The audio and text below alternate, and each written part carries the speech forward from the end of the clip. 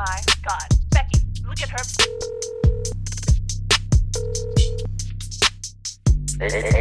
Let Me Mansplain Podcast. Hello? Hey man, this was a menace throughout this whole album. But I didn't give the Let God Settle Mouth album any justice on the previous episode because man's was lit. I just didn't, and I kept repeating. Ebita was a song I didn't like. It wasn't that one. It wasn't Glorious Bastards. Ebita, I like that shit. Ebita is like a cruise track. Like it takes me on like a journey, like a spaceship. You know what I'm saying? Just talk some rich shit while going on a journey with the beats. You know, bro, at this point, we're also going to be implicated in the Drake case, you know, because users and content creators that write as ops, man, get implicated. So we be writing them niggas every week. Pause. That's wild. We talk about bro. Looking at this history of this pod, we talk about Drake a lot too. So, but hey, they say that they miss all the good stuff and only hear the bad stuff. So hey, it is what it is. Fair enough. But one thing I do like is that it's cold outside, my guy. It's cold outside. But even Nas had to drop another one with the Iron Chef just to let us know. But I love it. I love the temperature right now. If it's in the game, like I love the fact that everything that we've said, even last week, bro, about Travis and that wave or that side of the wave, man, people feel it exactly the way we do because it was hard to listen through that thing, bro. It was hard, bro. I couldn't, bro. And it's like you can hear a song that's lit and you're like, you know what? Let me just continue with what I was listening to. I was even listening to Benny the Butcher, Summer 25, the mixtape drop. You know what I'm saying? So I'm like, my ears couldn't. The song Summer 25 was like a dope mission statement saying I'm here. You know what I'm saying? So my ears just couldn't adjust. And then maybe one random day, like a Wednesday or Thursday, I listened to Travis dropped that deluxe or whenever it was for his thing, and there was a song called The Wizard. That beat was just enticing. I'm like, ooh, this shit is dope. Let me save it before I forget. But it doesn't do much to it. Like he had a number of dope beats. Because even Shine, was it Shine? Yeah, Shine. It was a dope ass beat, but not much happened there. Wibbly, wiggly, woo. Everyone's talking about that shit. I know, man. It's up. The trigger's up. But it's on like we can't. I called it early. It's on wax. I called it very early. Man, the trigger's up, man. You can't listen to those things when the real spitters are outside. Niggas are spitting like retarded kids having ice cream, bro. Damn. Jeez, man. Sensational. I'll shoot him some bail because it just sounds rushed because he was trying to compete with Push and them. It's like, bruh, you play so many, like I said. He didn't even compete. Not in the same. He didn't need to, of course. Not in the same circle, not in the same highway, not in the same province, nada. It was just somewhere else. Who's competing? He just wants to be number one on the charts, and he plays all these industry games to go number one because like apparently it's projected to do 250 first week or 250K first week, and then watch next week it's gonna jump down to like 89 or something. It's supposed to like steadily decline if that's what the people wanted. So if like it's like one of his mixtapes that he dropped days before Rodeo when he dropped it on DSPs did 300 and something first week, completely dropped off the whole Billboard 200 for albums after that. So that was more so his fault than anything. Man, the nigga is just I'm not feeling it, man. And I'm happy, bro, because niggas who listen to this pod know that I'm a nigga for the bars, bro. I'm a nigga for the bars, and I'm one who's been talking this talk for years now. Like I don't need to be listening to all these little what and mini but what or baby what. I need the bars. The bars. That's what you call bars, nigga. Sensational.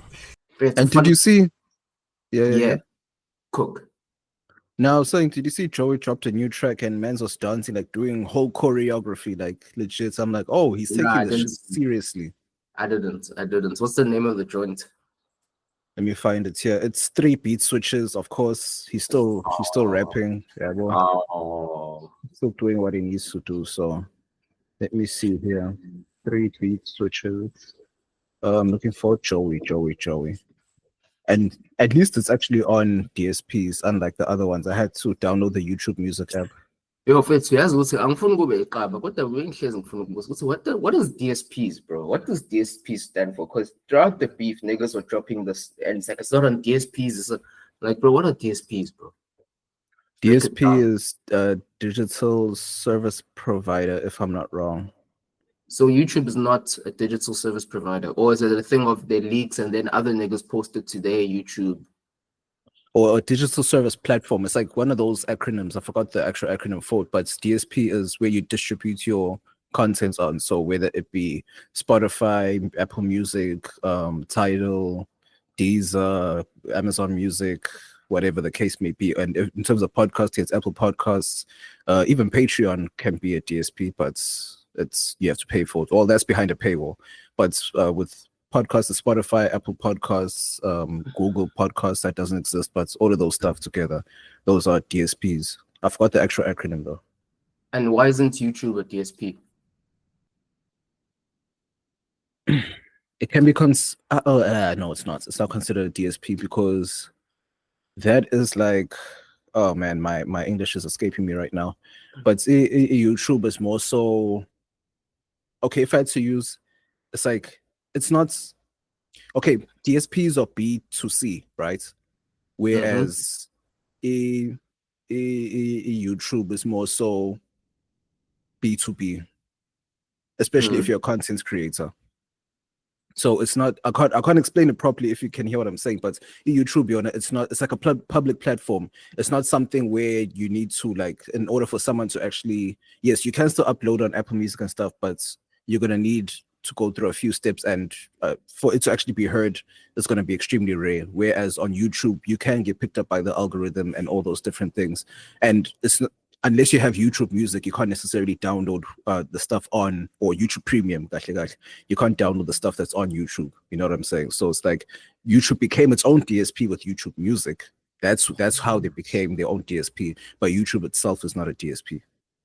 I hear that. I just feel like it's a stupid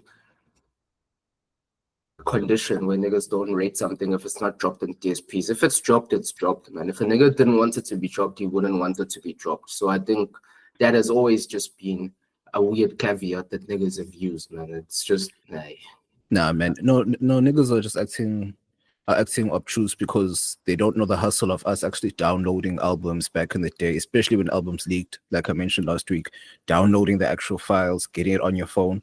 Because for me, it's like, especially with leaked music, I'm going to listen to it in my own time. But what I was saying was that, no, man, I don't mind. It's just that, especially during the beef, or basically we come from that generation where we had to download our own music and files and whatever. If it's Audio Castle, thatpiff.com, Toxic Web, MP3 Juices, all of them, MP3 Skull, whatever, all those things. know those MP3 Skulls, you couldn't do entire bundles, bro. Like you needed the joint that was going to give you the full album once and for all. Remember when we had Blackberries and Tubity came? Oh yeah, I remember that. Tubity had everything. It had music, it had movies, it had every single thing that you needed. Them little shits were pixelated as hell, man. Like I remember I watched Fast 5 when Fast 5 dropped. I watched it on my Blackberry. The thing was, it sounded like a recording, but we got it either way. Bro, BIS back in those days. I remember I bought BIS once, and it lasted me like years up until Celsi changed their rules. But a lot of Celsi users back in the day. How could BIS last 2 years? Because BIS was a monthly thing. Exactly, I only paid it once. Sensational. That's what I'm saying. On Celsi, it just like it kind of locked, and I never paid it for like a year, for like 12 to 15 months. Niggas a beneficiary of state capture. Niggas singing the song on the air, foods. You see, niggas can't eat and keep quiet. Oh, it's years later after BlackBerry lost its step. But this is how a lot of inquiries start. Niggas open their mouth too much, and then niggas have to track back and get all the facts and get everyone cooked. I ain't getting it, bro. This podcast is like a chicken of 40s, bro. It won't just start the right way. You gotta boost it with lube, man. Please. Boosted with what? You gotta boost it with lube. I'm a jumper cable. Gay! Yeah. That's But crazy. anyway, man, let's get in it. Let's get in it, man. You know where you are. You know what this is. The most sensational podcast in the world that couldn't get any harder. You always put that Pause. line across like a Turkish barber. Sensational. Bars. You moving on like Black Panthers, like Chadwick, breaking necks, standing on business, chiropractic. Sensational. Sweaty hair, sweaty throats, cold palms. Could have scored a hat trick.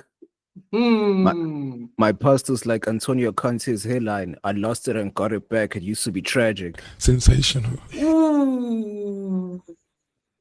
And you know that I carry ARVs in my water streams. My Johnson's gonna feel like magic. What? That's a bar. That's a bar.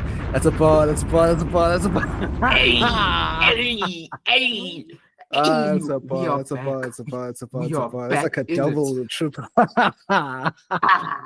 Bro, we are back. We are in it, man. As Shit. always, it's yours truly, the most sensational, most vivational. I'm not from the Caribbean, but I'm also the most Haitianal because niggas know that I hate with a passion, man. It's Bavaria area as always. Let's get it. Oh yeah, this is Wesley Sniper. I shoot him from a distance like Roberto Carlos. And this is the Let Me Mansplain podcast where everything goes. Just as long as you can mansplain it, we on. We are on. And you know who else is on? We are the champions, my friends. Oh, niggas, bruh. Niggas grabbed their popcorn, all their snacks, and waited for the hate watch. We were true for the hate watch. Niggas were I don't waiting. even lie. I was waiting for a sensational hate watch, and I'm like, yo, dog, I'm gonna cook this nigga. The first 2 to 5 minutes, something was happening, but then I saw that I know PSG is lacking. Bro, cold palms. And when I was listening to my rants last week, boy, I was like, listen, these niggas, if you catch them, you catch them. And like you said, if you hit them first, you can You have to continue score and win first. The moment you scored first, I knew it was done. Exactly. And the niggas that I said would link up and click up, or light-skinned Jermaine, Cole Palmer, and Pedro Neto, they did their thing all in one half. Thank goodness niggas buried it. And they still played well either way. It wasn't something like niggas were dying the whole 90. PSG, I won't say niggas were, I think it was more tactics more than anything because we had Reece James in defensive mid and then we put Gusto there. So then now we have double protection on the left, or basically on the right, on our right-hand side. And then we have Enzo Uche at number 10 and then Palmer was on the right. But of course, niggas will start drifting. And that's what I like. It's like, okay, niggas were on attention. Cucurella put niggas in his back pocket, so nothing was happening there. Dembele ghosted. Nothing was happening over there. I'm like, I know. They really put in a performance and a half. Too much, man. But Cole Palms fits. Wow. Same goal. The same goal twice. Replica. But all those ankles, bro, they're still missing to this day. Nigga had to go. Nigga's Achilles got done twice, bro. Nigga had to go to a physio. Oh my word. Yo, bro, man said yay, and then niggas like buckling. Yay, he did it twice, plus. Niggas started buckling. Niggas legs started turning to spaghetti.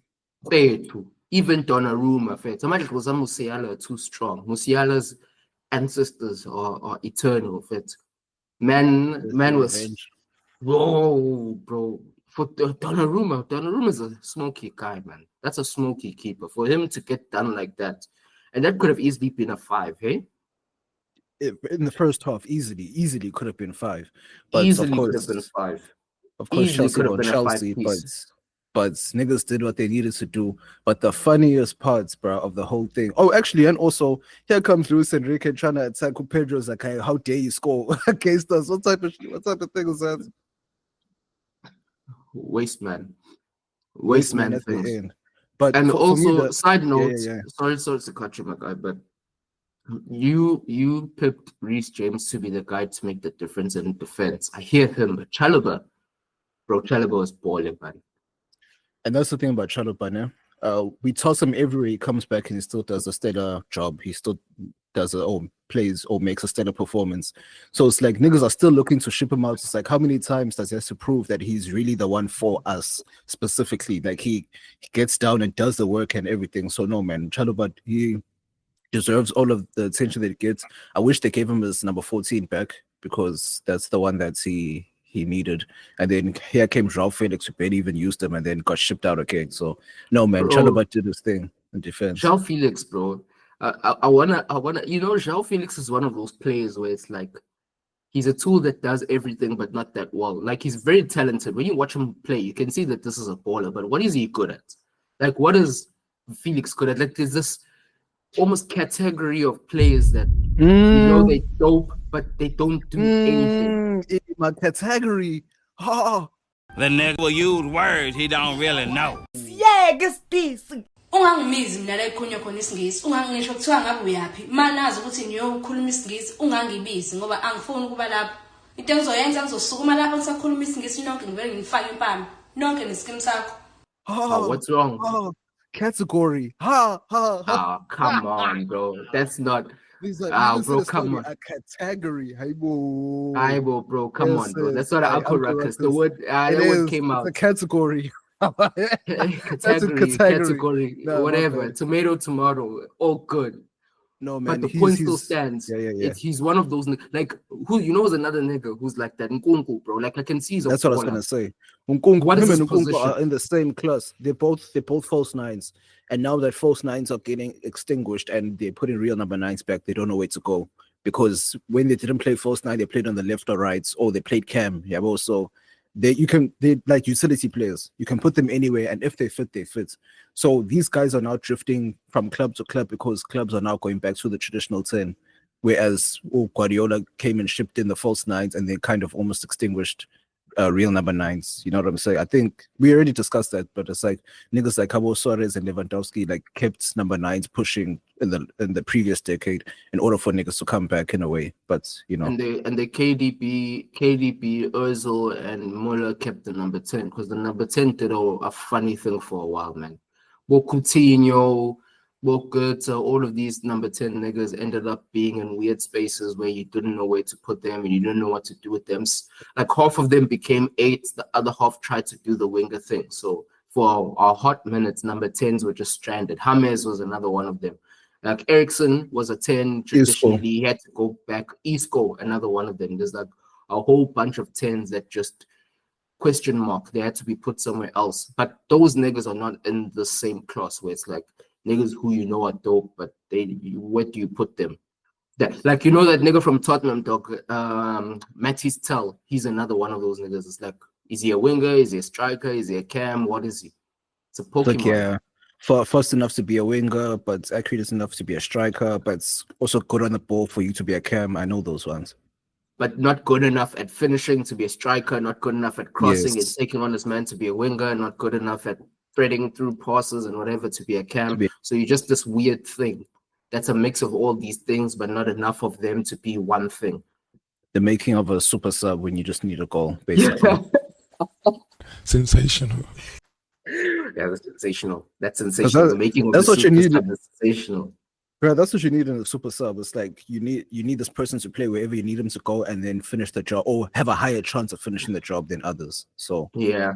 And what's the one thing I've noticed in football, like modern football, that's really dying is the art of the super sub. Like everyone wants to be a starter. Like a nigga will leave a dope club where he could be a super sub and then he'll want to go to a lesser club and be a starter. Can't fault the guy for that, but it's also like we are now seeing weaker teams where there's like a huge drop-off before your starting lineup and your bench. Because we came from an era just watching football where you can have a Hernandez and you can have a Berbatov and you can have a Rooney and you can have a number of different players. You can have a Park Ji-sung that doesn't start and comes on and is smoky and keeps the level of the team. But now anyone who's at that level would rather go to another club where they're going to get more time. Like we don't have super teams anymore like that. Like you know at any given point where a smoky guy comes into a team, but you know that if he doesn't get undisputed starting time, at some point it's going to start to cause a problem.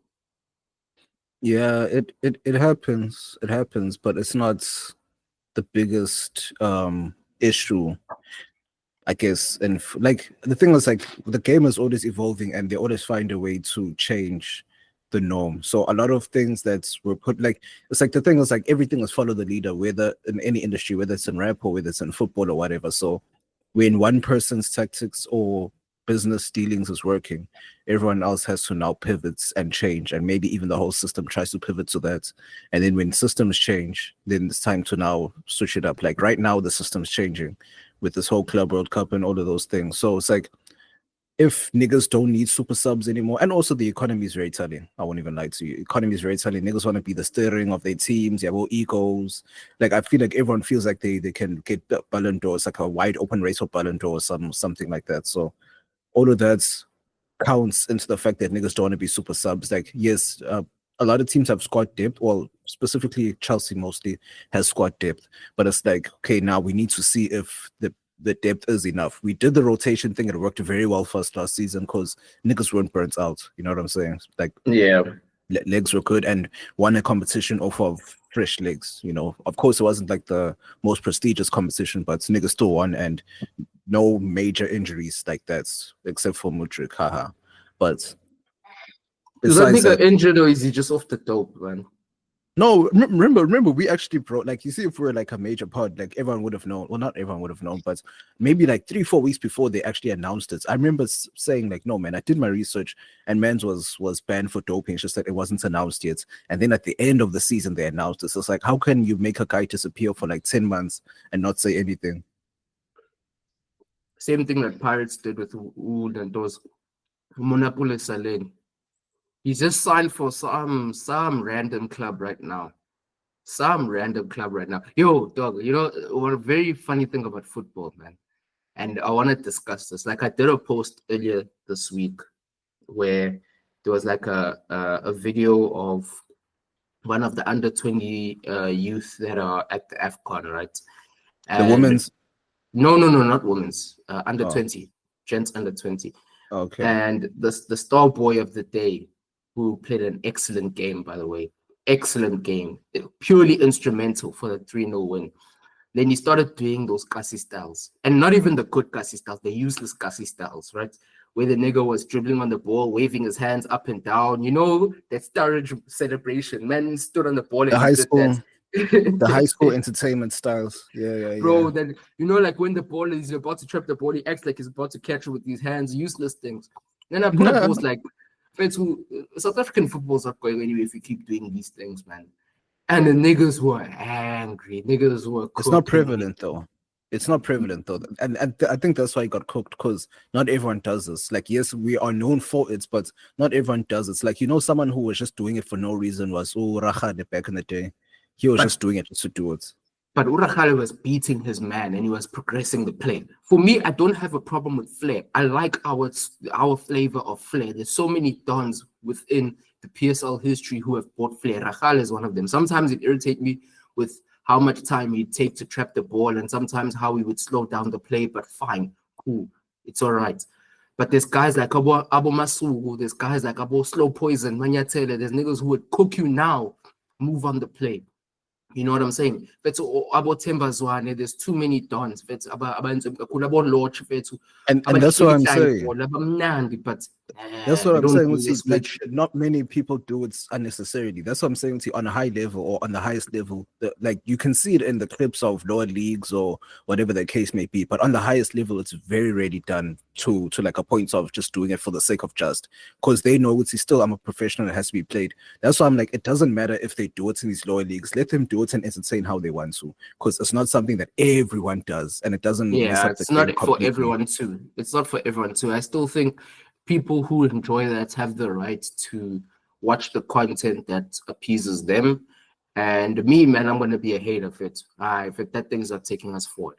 Obviously, that's not most of our games that are a huge staple in our game, because the flashy niggas, they do useful flash fits. About I don't want to speak about Dion Hoto because I'm gonna trigger Pirates fans, but that nigga, as much as he's what he is, but man, when he's on it, jeez. And also he called my number by him okay, that's you see that thing that he does, bro. Like he makes it Show me seem your like number. yes, show me your number. If that Shan decides that like he's gonna do a fake shot and then he slows it down and then he accelerates Yeah. upwards. It's beautiful. Like for me, I like that. I like where we now find our own identity, but I want us to get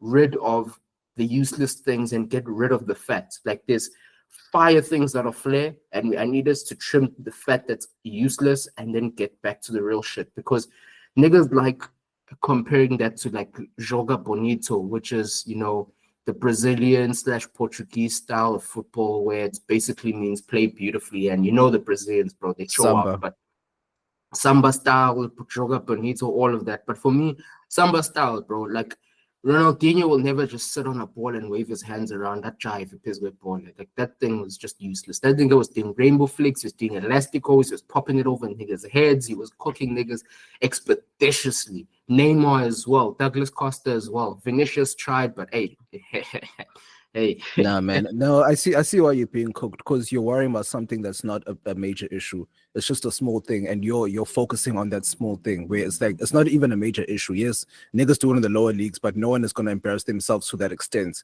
Because even at the AFCON, when we were playing the AFCON, we did it Kasi style, but in a professional manner where even That's the what I want to teams, see.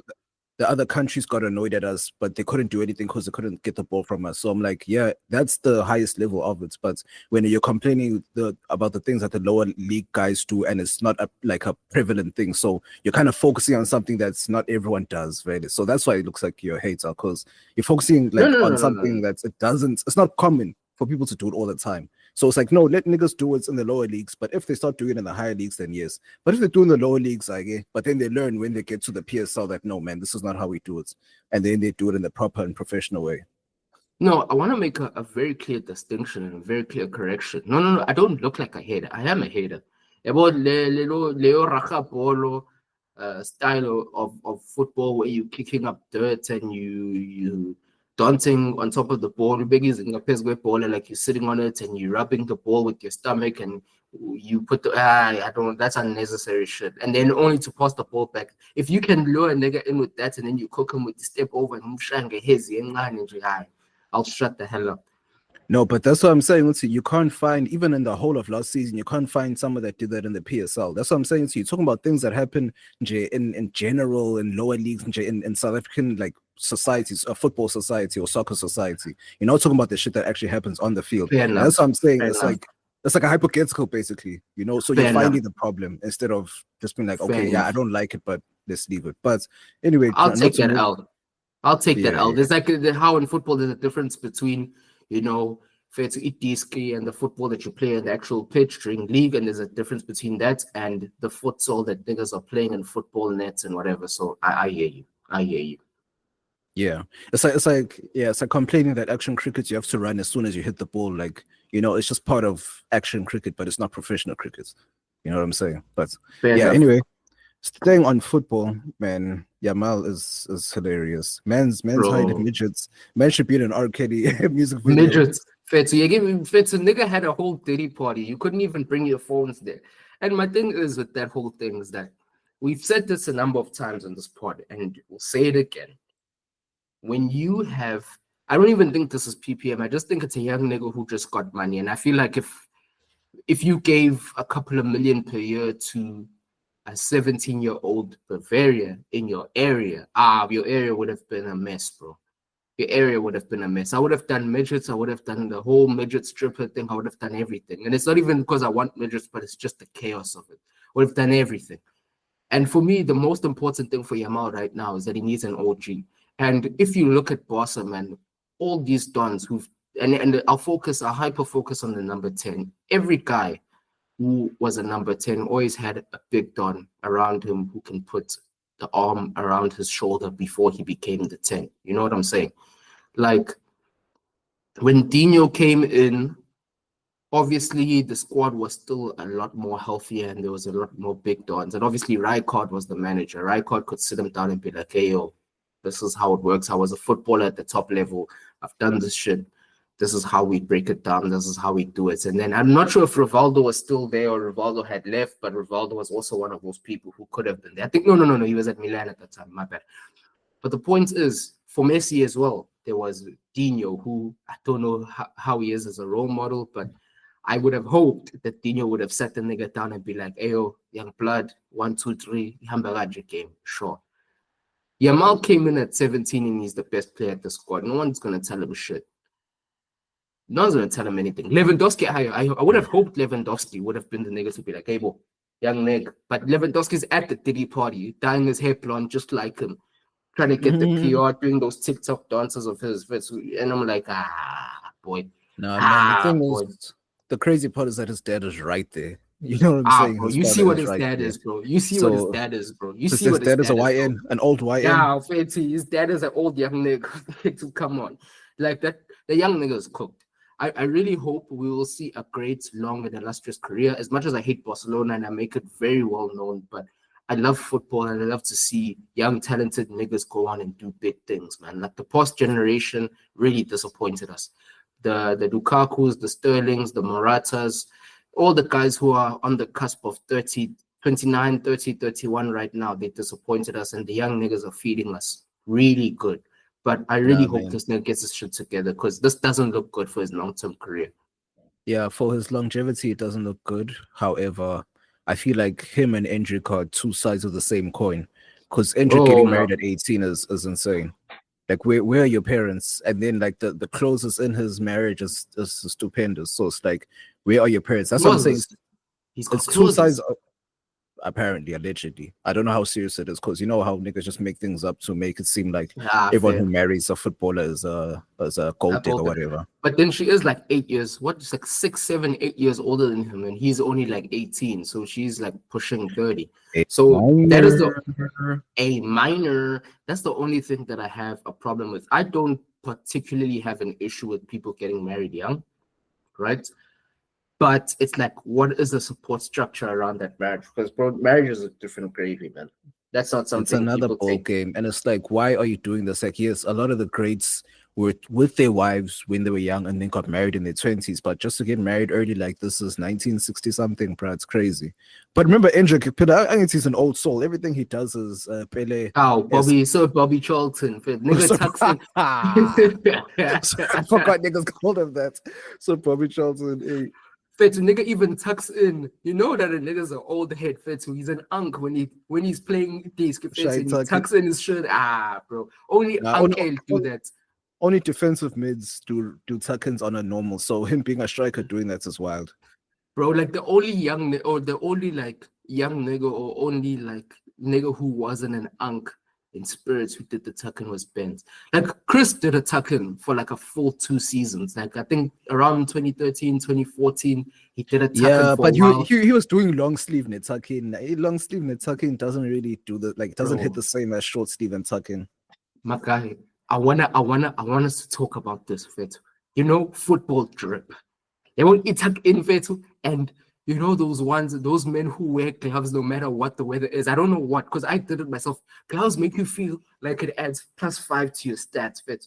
When you're bowling and you wear gloves, Fetu, you just feel it will be a blazing hot summer day, 35 degrees punch. But you put in those gloves, wow, bro. Those first touches become something else. Nah, man, the tuck-in merch, the tuck-in things, the tuck-in merchants were like Abo Azpilicueta and maybe Philip Lam. Yeah, Gerard, maybe Philip Lam in the latter stages. Lampard in the latter stages. Oh, no, Lampard, he would untuck when shit got serious in a match. When things got serious and he really needs to get on and his hair got messy, that's when Lampard untucked. I remember those days. Drogba would tuck in, Benz, of course. Drogba would tuck in when things got serious. He would do the long sleeve and tuck in. Yeah, that's where I know Drogba. That's why I know the long sleeve and tuck in from Drogba. But there's those guys that do like the tuck in merchants, but it's mostly adjacent to discipline. Yeah, bro. Because it's like not really captains. Oh, well, true, yes, captains, but it's just about a discipline. Terry was a tucking nigga. Terry was a tucking nigga. Nigga. And untuck when things got serious. Yeah, it was weird to see him untuck. Fair. But it's like someone like Kovacic, he only tucks in when he has to play a holding midfield role. But then when he plays an 8 or he plays a 10, then he untucks, because it's like, okay, if I'm playing a 6, then I'm gonna show you that this is my position. It's like a discipline thing, like I said, like it's like a army, like, you know, in the army when it's like, okay, vetted, like this person who plays a discipline role has to do it tucking, because Rodri does it tucking, Busquets did it tucking for the longest time. You know what I'm saying? So that's the position that needs it. But when you come to drip, in terms of, I don't even want to talk about their actual boots, because the boots, a lot of niggas came in. We gotta get. There's too many niggas that had, bro. Too many niggas. Like for me, if it's with the mainstay fit of boots, fit, like, you know, it's almost like there's boots for each position. But like if you are a cam, you are a winger, or you're not even striker. Like if you're a cam or a winger, you're a tricky nigga. Fits Mercurial, number 1. Mercurial. That's what I'm saying. Everyone all the same thing. Like it's a seasonal thing. Because I remember there was a season where the hyper venoms were hot. You know those ones that kind of look like golf balls. Yep. And then, do you remember those orange and yellow faded ones? Ooh, the Mercurials. Those are the Mercurials. Yeah. Sensational ones. And then you have to DM. If you're a DM or a defender, you have to bring out the predators, especially those Zizou ones with the flap, the tongue that's over the boots. Like you tie your boots and then you put that flap over it. I find those predators. Last number. And the number 1 predator that I can remember is the Chavi ones from like 2009, 2010. Those yellow and red ones with the black undersole. Fit. My man. Proper things. Nah, then man. Obvious. Like, you're no nonsense December. Uncle Ruckus. No nonsense defender. The nigga will use words he don't really know. Siyeke Ungangimizi mina la ekhulunywa khona isingisi, ungangisho kuthiwa ngabe uyapi. Manazi ukuthi niyokhuluma isingisi, ungangibizi ngoba angifuni ukuba lapho. Into engizoyenza ngizosukuma lapho ngisakhuluma isingisi nonke ngivele ngifake impama. Nonke nesikim sakho. Tiempo fethu last number boy. Tiempo with last number boy. Nah, man. Like if we just kind of like accelerate a little bit. In terms of drip, like boots is like it's too wide of a range for me to actually count down who had the best. That's what I'm saying. You know, niggas that had the best boots, it is what it is. But yeah, but when you get the hand bandages, like about Benz, niggas' fingers were fine. Like way after the injury, Suarez was just covering up tattoos basically. That's all he was doing, bro. Like it was him, Suarez. It was it's a lot of random had it for a while. Like prime Gnabry when he was really the weekend with the afro and the hand tape when he dropped 4 on Tottenham's head and he did a 2-piece on Chelsea. That nigga was a demon, bro. Ooh, do you know it's another piece of immaculate drip? Which one? Yeah, but Masushai long sleeve, what you fold the 3/4 and then you do the wrist tape. The CR7. My guy. Because I remember where CR7 did it, Royce did that shit when Royce was doing it. He was cool. Yeah. The wrist tape. A lot of niggas had like, especially if it stayed on one side, but it was always the skinny wingers that did it with the wrist tape. That red wrist tape. No, it wasn't Predators. Adama. It was It was Adama. All the wingers had like either wrist tape or what's the thing called? The wristband. The wristband fits with 3/4 long sleeves. Adama was so unnecessary because he had a headband, wristband, put baby oil on him. Like it was crazy. Bro, nigga was, and he was also a tucker nigga. Yeah, Pena, he wants to show, he was buff. Yeah, but I think it's also like he was a 10 over 1. Niggas, so here's a Johnny Bravo. Damn. But it's also like tucker niggas that actually, if you're an attacker, it actually serves a function because it's like niggas can't grab on your shirt that easy because your shirt is not flowing behind you. Yeah. Yo, baby oil. But and even the tight sleeve thing, like about K.A.N.E fits who are doing like the tight and Nobo Robin would do that. You know, when niggas tight fits. Remember the tight fits? The tight fit. That was like the 2010, 2011 era when the tight fit started coming in for real. Remember the 2010 World Cup when niggas started wearing tight fit shirts? Yes, sir. Man, you could even see his abs through the shirt. Man didn't want anyone to be able to pull his shirt and do a professional foul. Like nothing. Because I remember Robin did that for a while. I remember Bale did Yeah, that. that for a was while. Robin's shirts. That was Robin's shirts. The extreme tight fits. That was Robin's shirts for sure. He was like the trademark player with the tight fits. It's a fit wristband. Oh, and the white ankle tape. Man. Very rare, but like Ah. niggas. Oh, Neymar, But Neymar, nah, Nemo, always yeah. had wrist ones. Yeah. But the weird thing that I've started seeing niggas doing now in football is like where they're cutting holes in their socks, bro. That thing is very weird. That's like for the ventilation thing. It's all strategically done. And my thing is like, okay, then why don't you just design socks like that? Then just have players cut them, you know? So it's just reducing injuries because apparently it's just tight on their ankles and their calves and whatever. So it's just giving it some space to breathe. And but niggas like Hazard would get his ankles chipped every single game. He'd take off Yeah, his man. sock and his whole ankle be bloody. So yeah, it's supposed to just reduce injuries and things like that. But And anyway, niggas like Modric really needed that because Modric's calves and Shaqiri's calves, bro. Those niggas fit. So they didn't have calves, they had cows fit. When it's full, you fit. When you're full, you never find out, man. Straight up, man. nah, man. But just before we leave football, bruh, the most hilarious thing that happened at the Club World Cup, Trump, bruh. Trump, when you photobombed us, you see that man? And the funniest thing, Reece James is like, is he gonna go? No. He asked him, "You staying?" And he just smiled. No, firstly, the FIFA president was trying to guide him away, and he looked at him and he smiled. I'm like, "Yeah, you see right now, the Trump uzenzi time, he's just old. Like he's just he's just old as well." Yeah, exactly. He just didn't know where he was in the moment, and they tried to guide him out. Nope. And then no, Palmer tapped Reece. He's like, "Hey, well, man, you look Jita." And then Reece was like, "Are you staying?" And then Trump nodded, and then Reece was like, "I efforts and lifted the trophy." I'm like, "Hey, bro." And then Trump was smiling and he's clapping. Then FIFA president came and got him again. Yo, bro, that was the most hilarious thing. That was hilarious, but that was at least hilarious because it's Trump and we know it's Trump. But the cringy one, do you remember in the 2022 World Cup final when that Salt Bay nigga? Remember that Salt Bay nigga with the man bun who used to salt the meat in a specific way and he was grabbing the trophy from niggas and it's like, niggas are cringe, bro. Niggas turn into ice boys when the bright lights are on and I hate that. Yeah, man. No, man. Trump was just being an old man. It just made me laugh so hard, bro. Yeah. It was crazy. But anyway, moving swiftly. At a slow pace and not too quickly. Bro. Sensational. Did you see the funniest, like, I think this is like the most random thing to hit the internet that everyone comes together and we just all enjoy laughing at it. You see that CEO of Astronomer who got called to the Coldplay concert. Wow.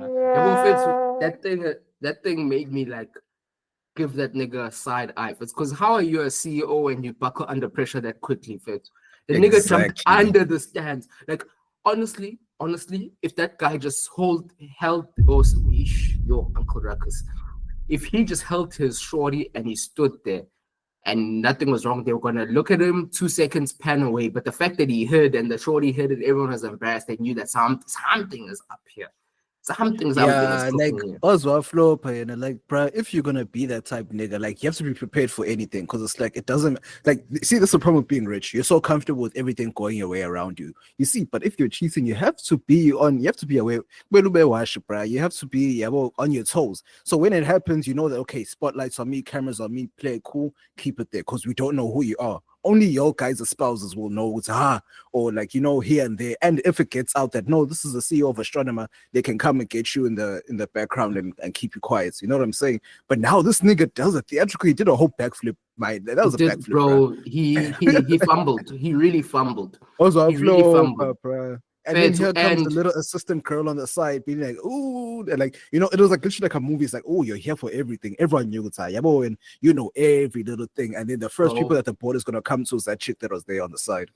And I know on Monday morning, bro, when they all see her at the office, they're gonna want the details because I know they are too. But shy work from home for a full 3 days and a half. Until something is announced that they've quit or they've resigned or whatever, or they're in sabbatical. But man, that guy fumbled. And the funniest thing is that you see he reached out to Future, bro.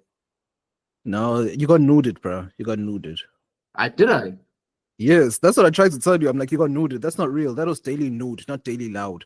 Nude just post anything. It's like Shit. Sentel. It's like NBA Sentel, yo, Sentel. NBA Sentel. Shit. All right. I'll take that. Oh, I put the hezzy fits. They cracked Bruh. my ankles. But the statement that they put out was Astronomer is committed to the values and culture that have guided us since our founding. Our leaders are expected to set the standard in both conduct and accountability. The board of directors has initiated a formal investigation into this matter, and we will have additional details to share very shortly. Alyssa Stoddard was not at the event, and no other employees were in the video. Andy Byron has not put out any statements, reports saying otherwise are all incorrect. So basically they're saying we're going to handle this within doors, but apparently both have been put on some leave of absence. But apparently the CEO resigned. Well, I don't know if I've gotten Sentel, but apparently the CEO resigned. yeah, we don't know what's happening there, but either way, he can step down and still get paid. It is what it is, because it's his. But it's just like, dog, 101 of cheating. Like, let's just talk like real niggas. 101 of cheating. Don't crack under pressure. Even if your wife catches you 9-9, stand 10 toes and deny that shit. It doesn't matter, because eventually in her mind, you'll start destabilizing her logic. At some point, you will. Real niggas know this. You start destabilizing her logic to the point where it's like, okay, you're still in hot water, but you still have a chance of coming back. She's still talking to you, but she's being mean. You know what I'm saying? So it's just like, man's had to stand 10 toes, just chill, smile at the camera, then they move on to the next people. I got to know Chris Martin, bro, from Coldplay. He made a thing where he's like, it's either they're really shy or they're having an affair. Where put them on blast, Bro, and that's why I'm saying he buckled under pressure. And for me, man, he broke one of the 10 crap commandments, bro. It's like, if you're married and you have a side chick for to concerts, sports games are off limits. But those kiss cams be doing niggas dirty. Because we all know that meme of that Han at the Sundowns game in somewhere around 2012, 2013, where then she's sitting in the box with that nigga, and then the nigga is in a row in front of her, and he turns back, he's like, hi, bo. And he turns back again, he's like, hi, bo. He's like, I'm telling my boys, man. And then even she looks sideways because she knows she's been found out. You know that video? Of course. right? No, there's multiple. PSL cameramen are hilarious. They find the baddies and they find the chicks that are not supposed to be there. They are hilarious, bro. And even the nigga from the AFCON in the Cote d'Ivoire shirt, he's trying to mac on a shorty, he's just trying to pull away, and the nigga is just laying it on thick. He's laying it on thick, and man even had to post a social media statement to apologizing to his wife and family. I'm like, bro, come on. Like, there's a lot of places where, first and foremost, degeneracy, I see it, but there's a lot of places where you shouldn't be degenerates. There's a lot of places where degeneracy is just PPM for it. In the workplace, Mind you, this lady was the head of HR. So the one person who will tell you about the fraternizing at work, and she's the one that's doing it. And then there's like recruitment specialists that say, no, man, if we had to tell you all about these kind of situations, it happens all the time. It's just that it was put on Front Street. Bro, and HR is always on some. HR is always on some. Bro, in companies, HR is always on some. And the first thing I always do when I land in a new job is I always make friends with people in HR. I make friends with people in operations, and I know everything that's going on. I know who's bad at their job. I know what is about to come. I know who's done this. I know all the juice on all the details. I know what I need to do. Those are the two key people. Key. And finance, obviously, if you want to find out the standing of the company, but before the statements are posted at the end of the year or in the financial year. But those are the key people who will tell you what is what. Because, bro, HR, there's always something left-handed that's going on there. Nah, man, HR is the most hilarious one, because it's like, for me, it's like, I don't know who I was talking to recently. I'm like, I'm always the last person to find out, like the last person of like the threshold of the general public knowing. Let me put it like that. So I'm always like the last person to know about things that happen like that. And then when I get told, I'm like, ow. And it's like, it's fun to come after the fact and hear everything that happened, like how this whole thing happened under my nose. Like the way I live in my own world so much that when I get told these things, it's like, wow, this whole thing was happening this whole time and I didn't know. So it's like, it's kind of fascinating to know that people really do go above and beyond. But I feel like the moment you stop hearing things, then you know that they're discussing you. I think that's the biggest one that you have to remember. Because it's like once niggas stop giving you the 411, you know that's okay. You're on the on the chopping block or on the talking block now. So now you have to think to yourself, okay, what happened for them to fall for me now to be on there? But actually in life in general, people don't need the reasons to speak about you, so That's it is true. what it is. Like, but what you're saying hits so hard because just before I got this huge promotion that I did, that actually happened, and I thought some wild shit was about to happen, but it was some good shit because for me, man, my nose is too clean. I'm such a Boy Scout that it doesn't really matter. Hey, you And- keep trying to convince us. That's crazy, bro. No, you know what? Listen, hold on, Cook. bro. Here's a quote. Here's a quote. I'm a good person, said no good person ever. You keep trying to remind us. It's like, if you are, you are. You know what I'm saying? So it's like, okay, since you're trying to remind us, it's like you're telling yourself, you're trying to train yourself. But I cook, bro, cook. You know what? Honestly, I hear that, and that's very true. But I've realized, I actually had a talk with one of my boys, and he was like, I don't know if we were talking about Hans or we were talking about something, and then it got deep. Because Hans is always the thing that you start at, and then it gets deep. And then man said, because I said something about Hans, and man said, like, nah, get out of here. He said to me, you are like the worst nigga to talk about this type of shit with, because you're the type of nigga who will talk about Hans with great experience, but you're going to go home to your missus and you're going to live a soft, cushy life while we are out here in the trenches.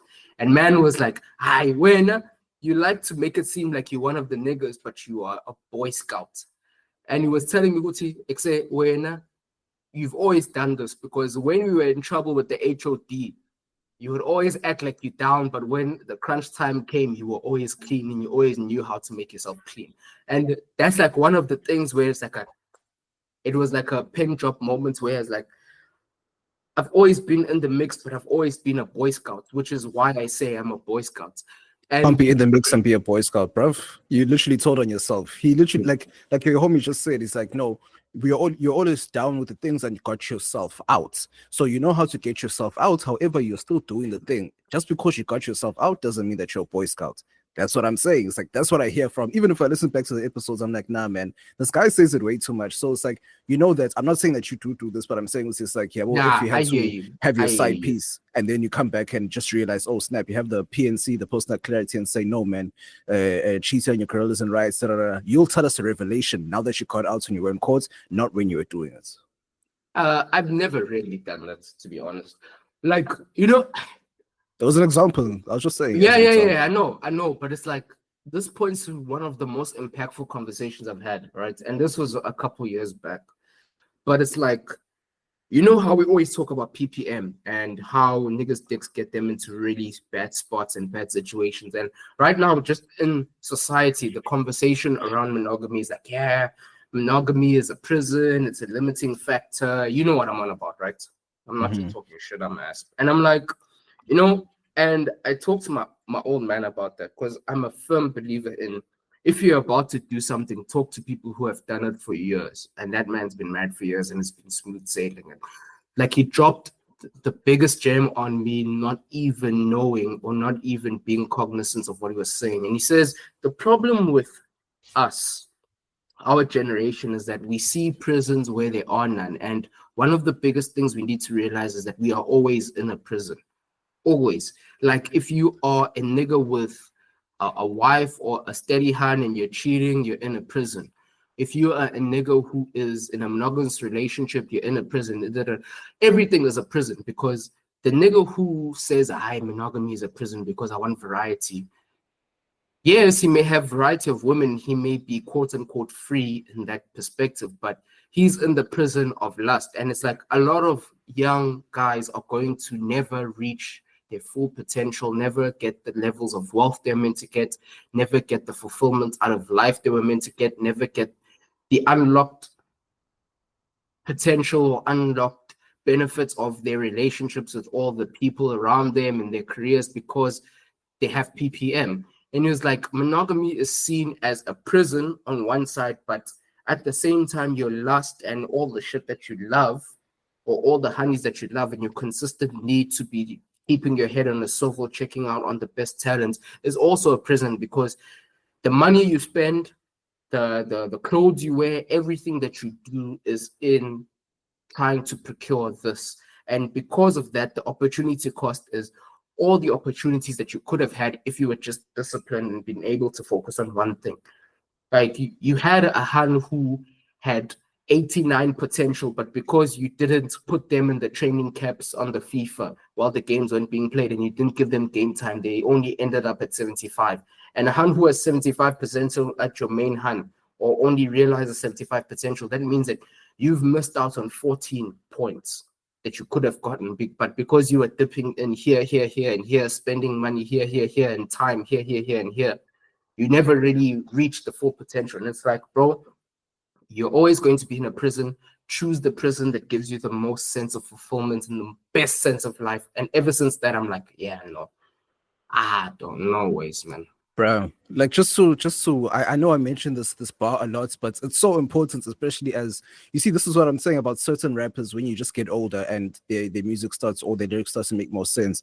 When Andre 3K said, and I quote this all the time and I'll keep doing it, niggas that are married don't want to go home, but we look up to them. They wish they were us. They want some new trim. We lust for some For trust. some trust. And the both Now of the us, both of us are colorblind because the other side looks greener. Come on, man.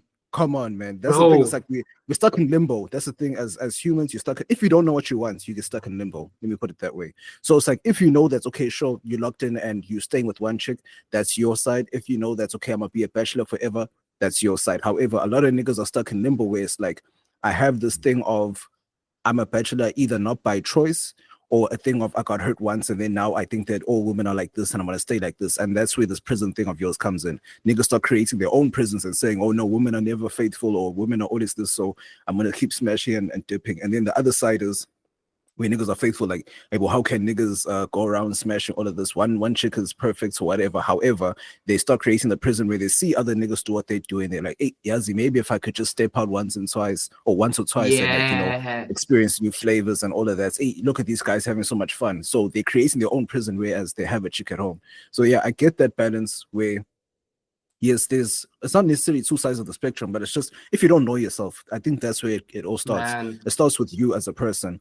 Because it's like for me, okay, not for me specifically, but in general, where you have to get a bag. Oh, doesn't matter how much it is, but just get a bag that has been the most that you've ever gotten, or just receive a bag and realize what's more important. And then you'll say, okay, sure, what builds around or what led me up to this bag that I got? And then you realize, no, man, if I cut out the extra fats of all these things that doesn't lead me to a bag and stay on this path, I'm going to continue to get there. Whereas a lot of niggas, they be like, oh, man, if I get the bag and I can still dabble, you know what I'm saying? That's what I said. There's an art to being a bachelor, man. Like, there's just a way to do it. There's an art and there's also a reconciliation process, because I think one of the biggest problems, man, is niggas don't want to stick to their side. They always want to switch sides and they always want to be neutral. Like, neutral is one of the worst positions to be in when it comes to life, because you have only so many resources and you can only choose to double down on one thing. If you keep dabbling between two things, you're going to waste up all your resources, time being one of them. If it's money or exposure or reputation, all of those things are put into the equation. And when you want to play both sides, you expend your resources twice at 2 times the rate that you could have if you just chose one side and you took everything that came with it. Because one of the things that I think a lot of gents never really come to terms with is that you're never going to have everything. You're just going to have everything within your basket or within your side. Because again, grass isn't greener on the other side. It's greener where you water it and take care of it, which means that in getting the grass greener, there is a added benefit of greener grass, and there's also an added cost of maintenance. You know what I'm saying? Yes. Because yeah, I was gonna say. Even as a nigga who is a bachelor who has all these shorties, you have to deal with a number of issues. You have to deal with entry strategies and exit strategies, and you have to deal with them more often because you're entering and exiting more often than the guy who's just with one hand for a longer period. And it's not that.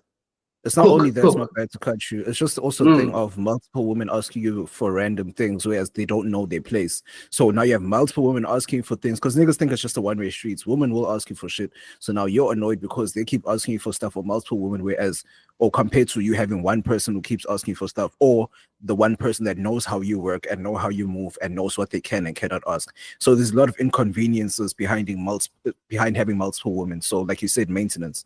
It may seem greener, but you have to maintain that grass for it to stay green.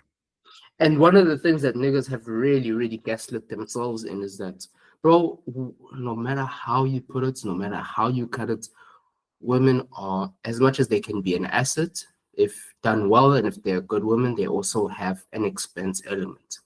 And niggas gaslight themselves where they like complain about women. It's like they're just being women. It's like they need to be cared for, they need this and that and that and that. And some of them, you'll do all those things and they'll still go back to the streets because they're a shaky warrior, they belong to the streets. And some of them, you won't do that and they'll dip, and then you'll be like, these women are all the same, they all want this shit from me. It's like everyone wants something from you. There's no one who wants nothing from you and who will consistently give something to you.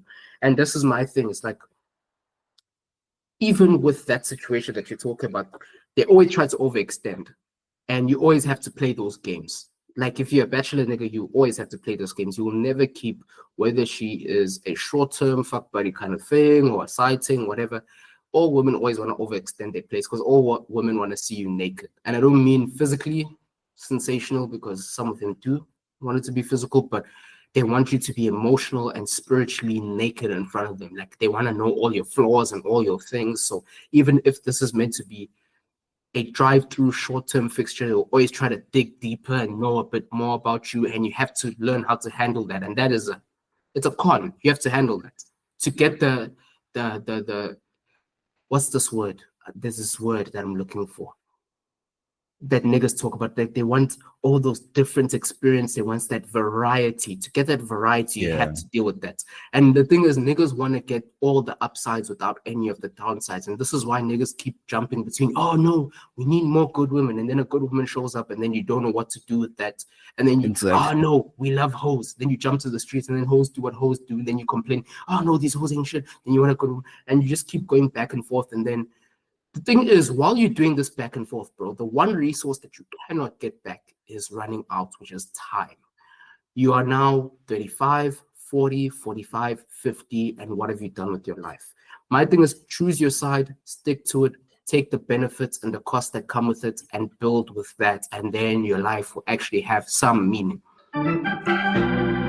And that's why I said you just need to start working towards getting paper, because just on a basic level, as a gent, once you get paper, or the most paper you've never seen before, and it doesn't matter what amount it is, it's like, oh snap, this is what I can do to get this, and then you can continue at that. And then of course we still need companionship and all of those things. So however you go about it, it's like, yeah, well, for me, it's like the bachelor life for me looks like a thing of dating, yes, but of course I'm not going to just jump into anything seriously just for the sake of just, but I'm also not going to be all willy-nilly, because I have structure, you know what I'm saying? So it's like you decide, and you basically decide what you put stock into. Your energy is your stock. So yes, you need companionship as a gent, but it's like how much energy are you going to put into the women's section versus the money section versus the family section versus the interpersonal friendship section, etc., etc., etc.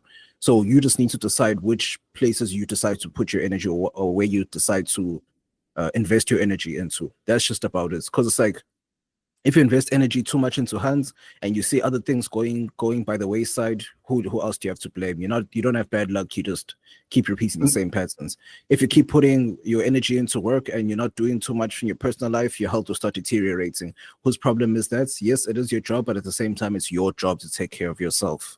Oh, bars. But anyway, that.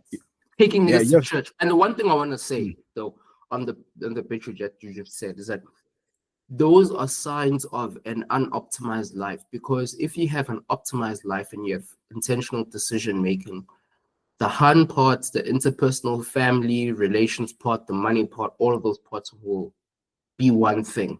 You know what I'm saying? Like your hun who you're with and who you get all your fun from is going to be the same one who is going to make smart decisions with your money, who's going to be the same one that helps you optimize the things with your family, is going to be the same one who runs your relationships. And the reality is, whether niggas want to admit it or not, is that people, I don't even just want to say women, right? People who are that multifaceted and who can show up in that many areas in your life are just scarce. Bro, like even from a nigga's point of view, there's niggas who you'll just meet where it's just time to drink and have a good time. There's niggas that you'll meet where it's just time to, there's niggas when you meet where you just want to talk about football. That there's hardly niggas that you'll meet that can do all of those things and also have conversations about how we're going to make more money, improve life, and have philosophical unpackings of the everyday issues that life has. And my thing is, the older I've gotten and the more experience or time I've gotten on this earth, the more I realize is that people are not meant to be a distraction. People are meant to be an asset. And the more you spend time with people who are just really good at this one thing that's practically useless, the more you get distracted. Yeah. Yeah, no, that's true.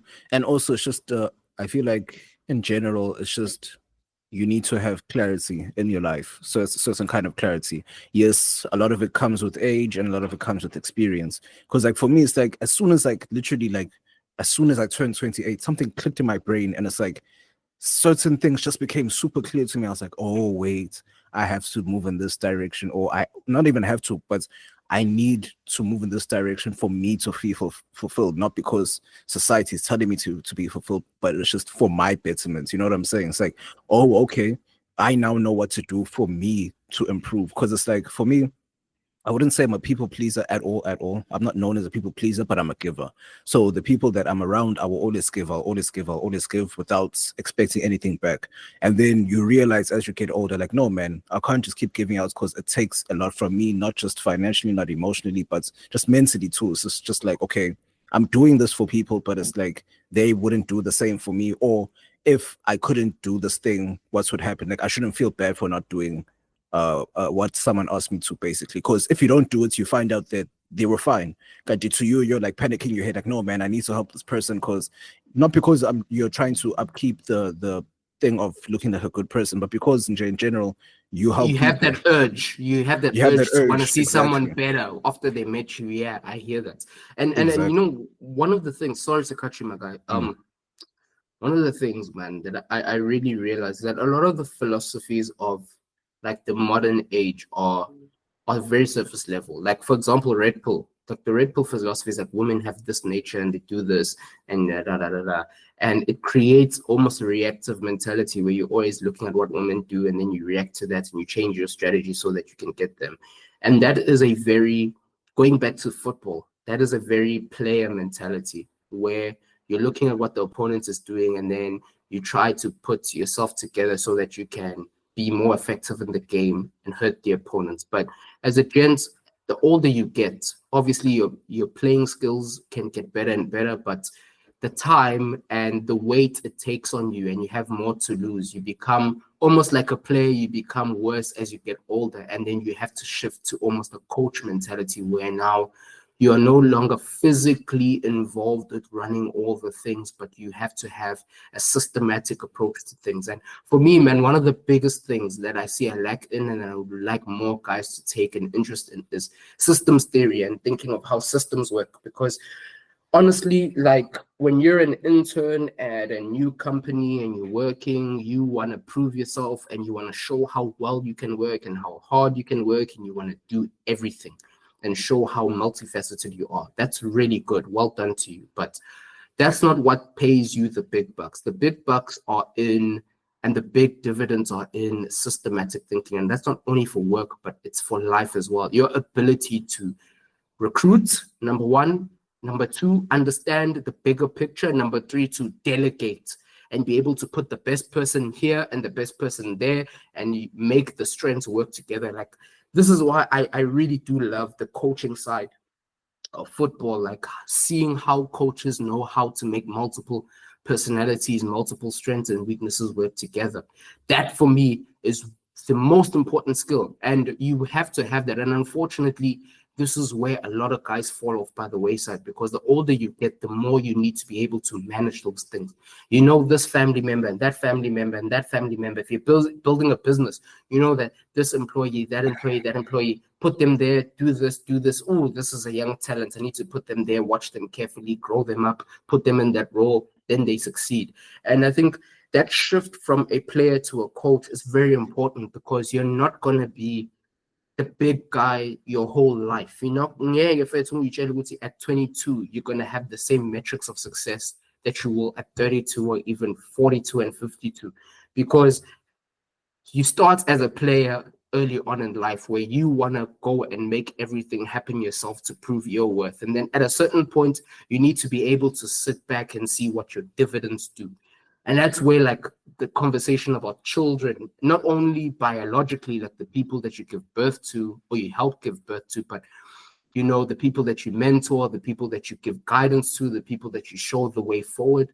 Those are the people that are quote unquote philosophically your children because you've raised them in some capacity. And that's where I think a lot of niggas just are lost because we all want to be the players and we all want to be the star player for every game, for every facet of life all the time. And there's times where niggas who are even younger than you are better than you at a certain skill. And if you react to that with the typical nigga's ego of, no, this nigga ain't better than me, I'm going to show him, you're going to lose. But if you react with the coach mentality of, yo, this is a good young nigga, man. Let me put him in this sphere and I can benefit in this way.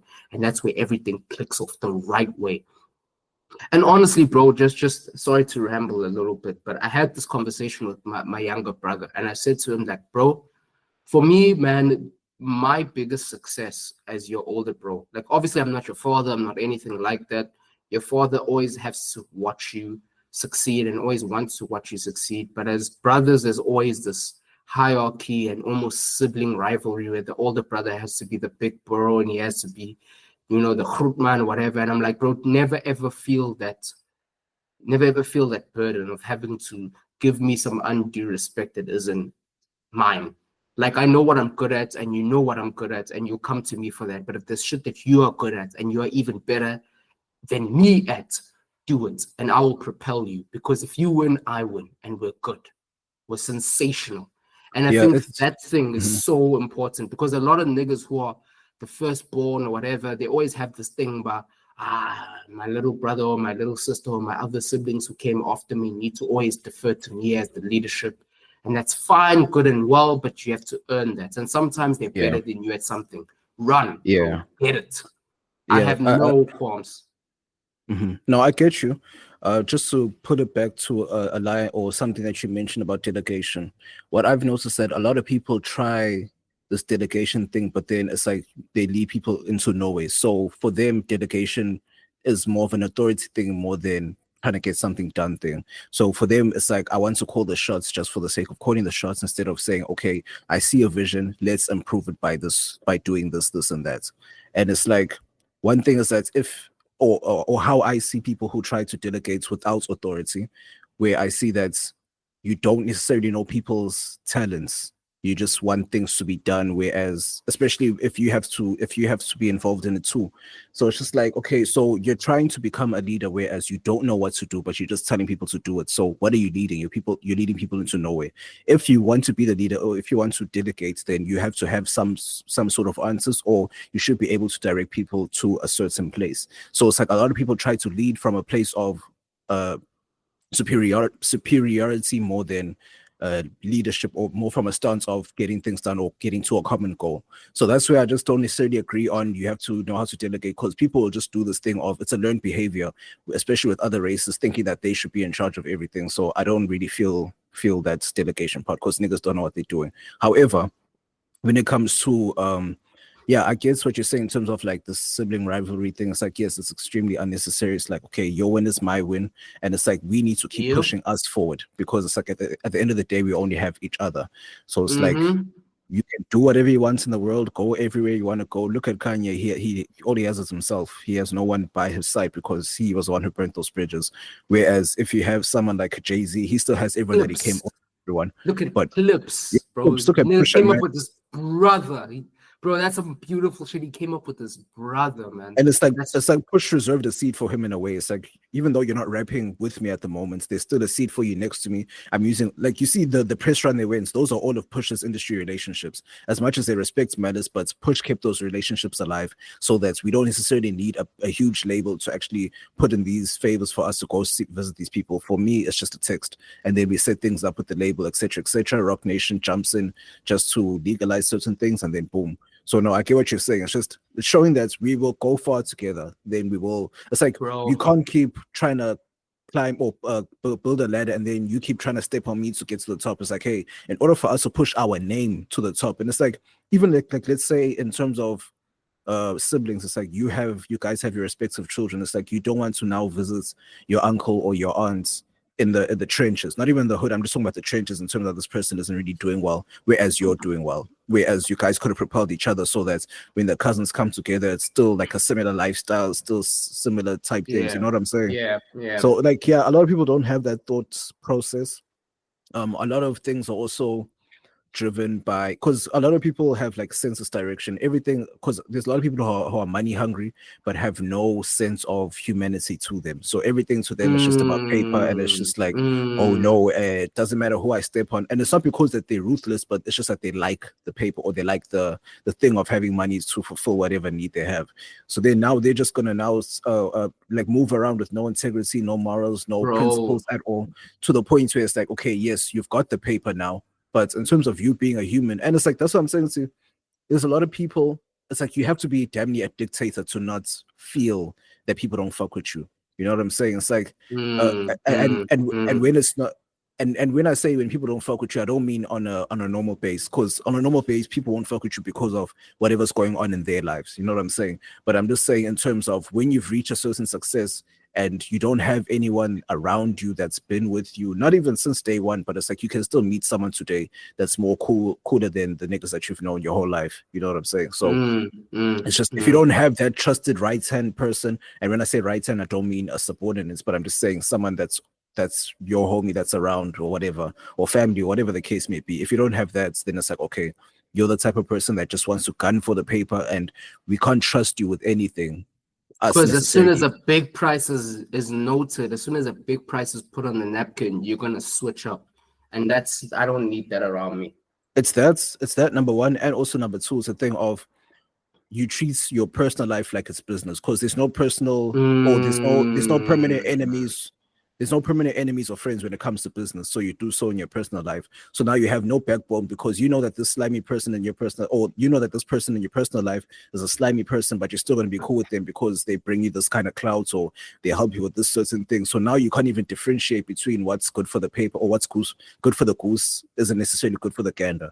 You know what I'm saying? Niggas coming in with those old white metaphors, man. White people snapped at those metaphors, bro.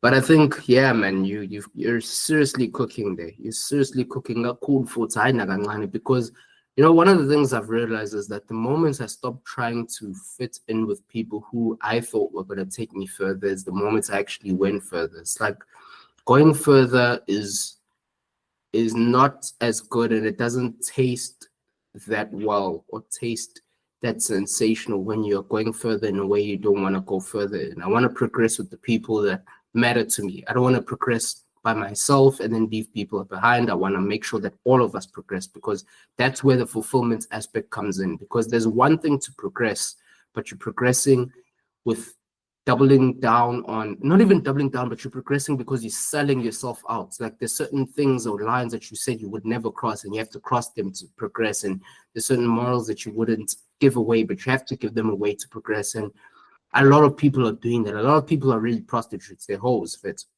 I'm a cheater foot counted, because they either have to be an ice boy here, or they have to do things they don't want to do there, or this, that, and the other. And then they end up becoming this thing that is an empty shell. They've gotten everything they wanted, but they can't enjoy it because of all the shit they've had to do on the way there. And that for me is something that I've realized I don't want to do one bit. And that's the thing that's not to bring rap into, but that's what Push was saying about Travis. It's like, bruh, it seems like you're on all sides to the point it's like you're around everyone that's dissing, they still try to be their friends. Where do you stand as a man? Where do you stand?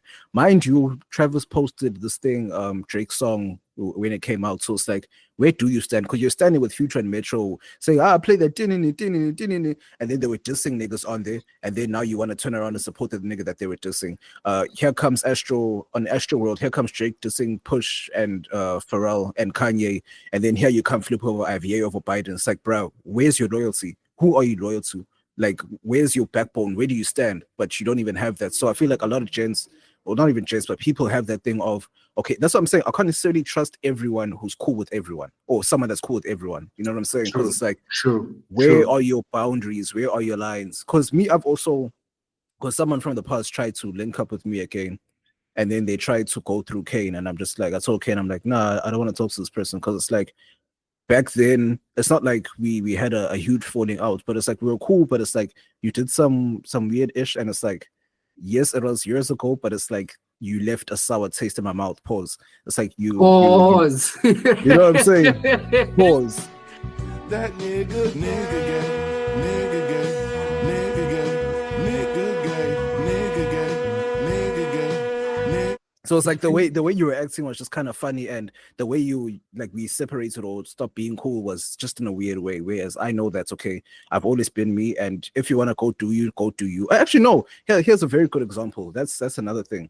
For, someone that we know, Bavaria. It's like one day, man, I hit man's up and I was like, "How dog? Like, are you free? Da da da da. So we can just link and like catch up or whatever." And then man's like, "Nah, I'm not free. Whatever the case may be." Cool. I was like, "Alright, we'll link whatever time or whenever you're free again." A few days later, man says, "We need to end our friendship." I'm like, "That's odd coming from a man." You know what I'm saying? That's what I'm saying. I'm like, as a nigga, it's like if you want to focus on yourself, just disappear. Friendship. You know what I'm The saying? word friendship. Exactly. As I'm actually Exactly. that word is so very feminine coded. But go on. Exactly. I don't call niggas my friends. They're just my niggas. They're just my homies. Yeah. But anyway. Sure. So man's was like, he needs to end our friendship. I'm like, if you need to focus on yourself as a person, as a gents especially, just disappear. But anyway. So then I was like, it's cool, bro. Go off on your endeavors. Good luck for everything else. Maybe like a week or so, a week and a half later, man tries to call me, man tries to text me, and it's like, it's this homie. I'm like, what do we need to discuss? Because I didn't answer. It was mad early too. 7:30. Don't call me at 7:30 a.m., bro. Come on. But I'm just like, okay, now you're trying to talk to me again. It's like, what do we need to speak about? Because as a gents, especially in our world, it's just the principle of if you needed to work on you, then you would have just disappeared and worked on yourself. However, there was something about me that was interrupting your spirit. That's why you had to say it directly to me, or that's why you felt that you needed to cut whatever ties you had with me, because there's something that's about me that doesn't sit well with you. And I'm okay with that as a human. It's like, hey, if you don't feel right hanging with someone, hey, distance yourself from them. But it's just a thing of, okay, now man's is was trying to come back and trying to be cool again, and that's where I draw the line on some. No, because you decided to quote unquote end a friendship, and I'm like, okay, there's clearly something I'm doing that you don't fuck with, and you coming back is just you feeling bad. I'm like, nah, bro, it's cool. If you really don't fuck with me like that, stay on that side. It's just principle.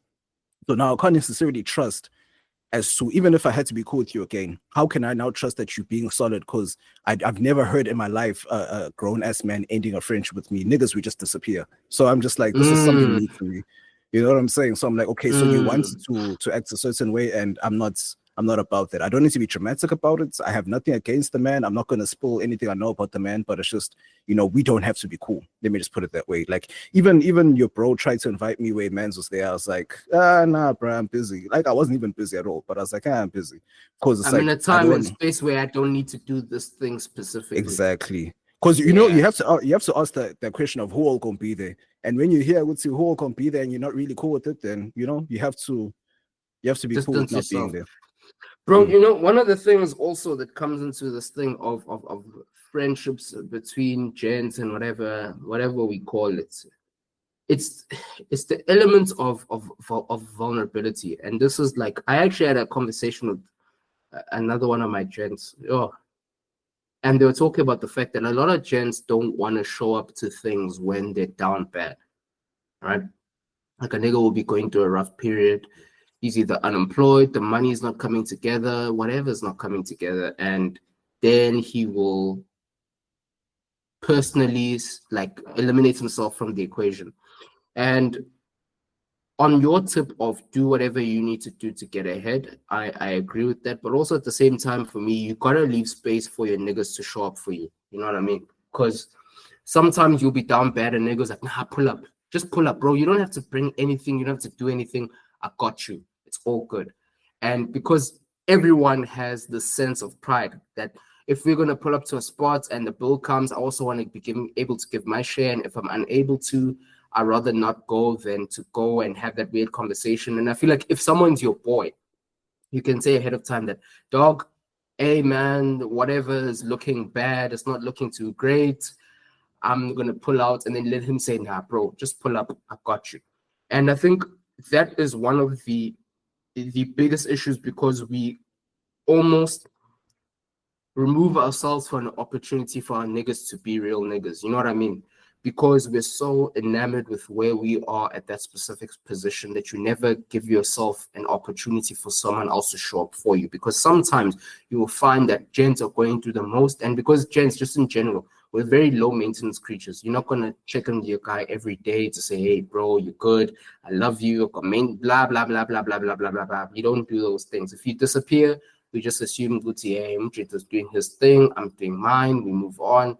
But sometimes when you have that conversation, you should give that opportunity for that nigga to either disappoint you or screw you over or even show you that he's a real nigga. And that's why a lot of times when we disappear in our bad periods and then we come out and we show out when we up, we kind of find ourselves in the situation where we are no longer among like friends who are down for you. Because I think as gents, we have a very surface level relationship with each other.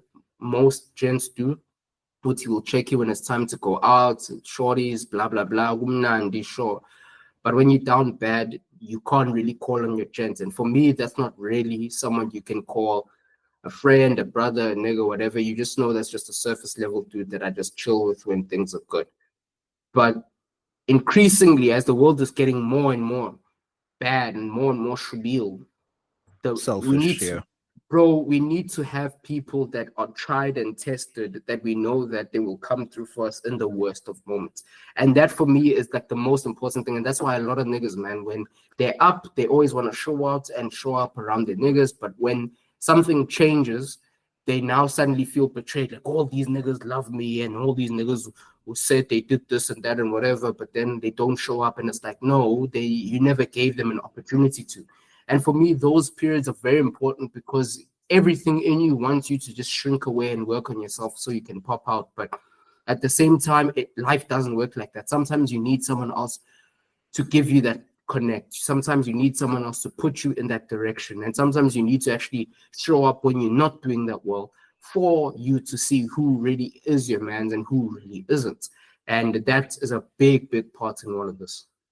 Bruh, and that's why I said earlier, like, and you make a good point by saying you need to give, or basically on the vulnerability tip is that you need to give your homies time to show, or you need to give your homies space to show that they're real niggas, basically. Because it's like I said earlier, I'm a very giving person, but not everyone, or people that don't know me don't know that I'm a giving person. Yeah, bro. So the people that I'm always around, I'm always trying to, like, I just give too much. It's like, no, man, I'll handle it. Everything for me is like an I'll handle it type thing. Like, I want to handle everything. I don't really like asking for favors to that extent, or whatever the case may be. Right. It's a thing of you can prove yourself to be a real nigga, and it's like, especially like with gents, like if they're going through some shit, and it's like, you know, and you can see and you know your homie. And it's just like a thing of, I know, don't worry. Even before they say anything, I know, don't worry, I've got this covered. It's like, oh no, let's do this. I've got this covered, or let's go here or whatever. Because there's even been times where I've just been sitting at home and I did not want to leave at all. And niggas will call me and say, hey, bro, I'm putting up at this time. Get dressed. We're going to go here. And then I ask who's going to be there. Like, no, man, it's just us, 1, 2, 3, 4 of us or whatever. I'm like, it's cool. Then I have to tell myself, no, man, if it's get up, it's not cool to just be chilling in the house all day, rotting in the house, get some air, whatever the case may be. So that's a decision that I have to make to get up, even though I don't feel like it. So it's like, yes, you have to have your homies that you can depend on, but in the same breath, it's like, make sure that you can depend on yourself first. And it's like, yes, go through, make sure you go through what you're going through, but it's like, if you don't practice walking on your own crutches, you can't expect everyone else to lend you theirs while they fall over. You know what I'm saying? Bars. Boo.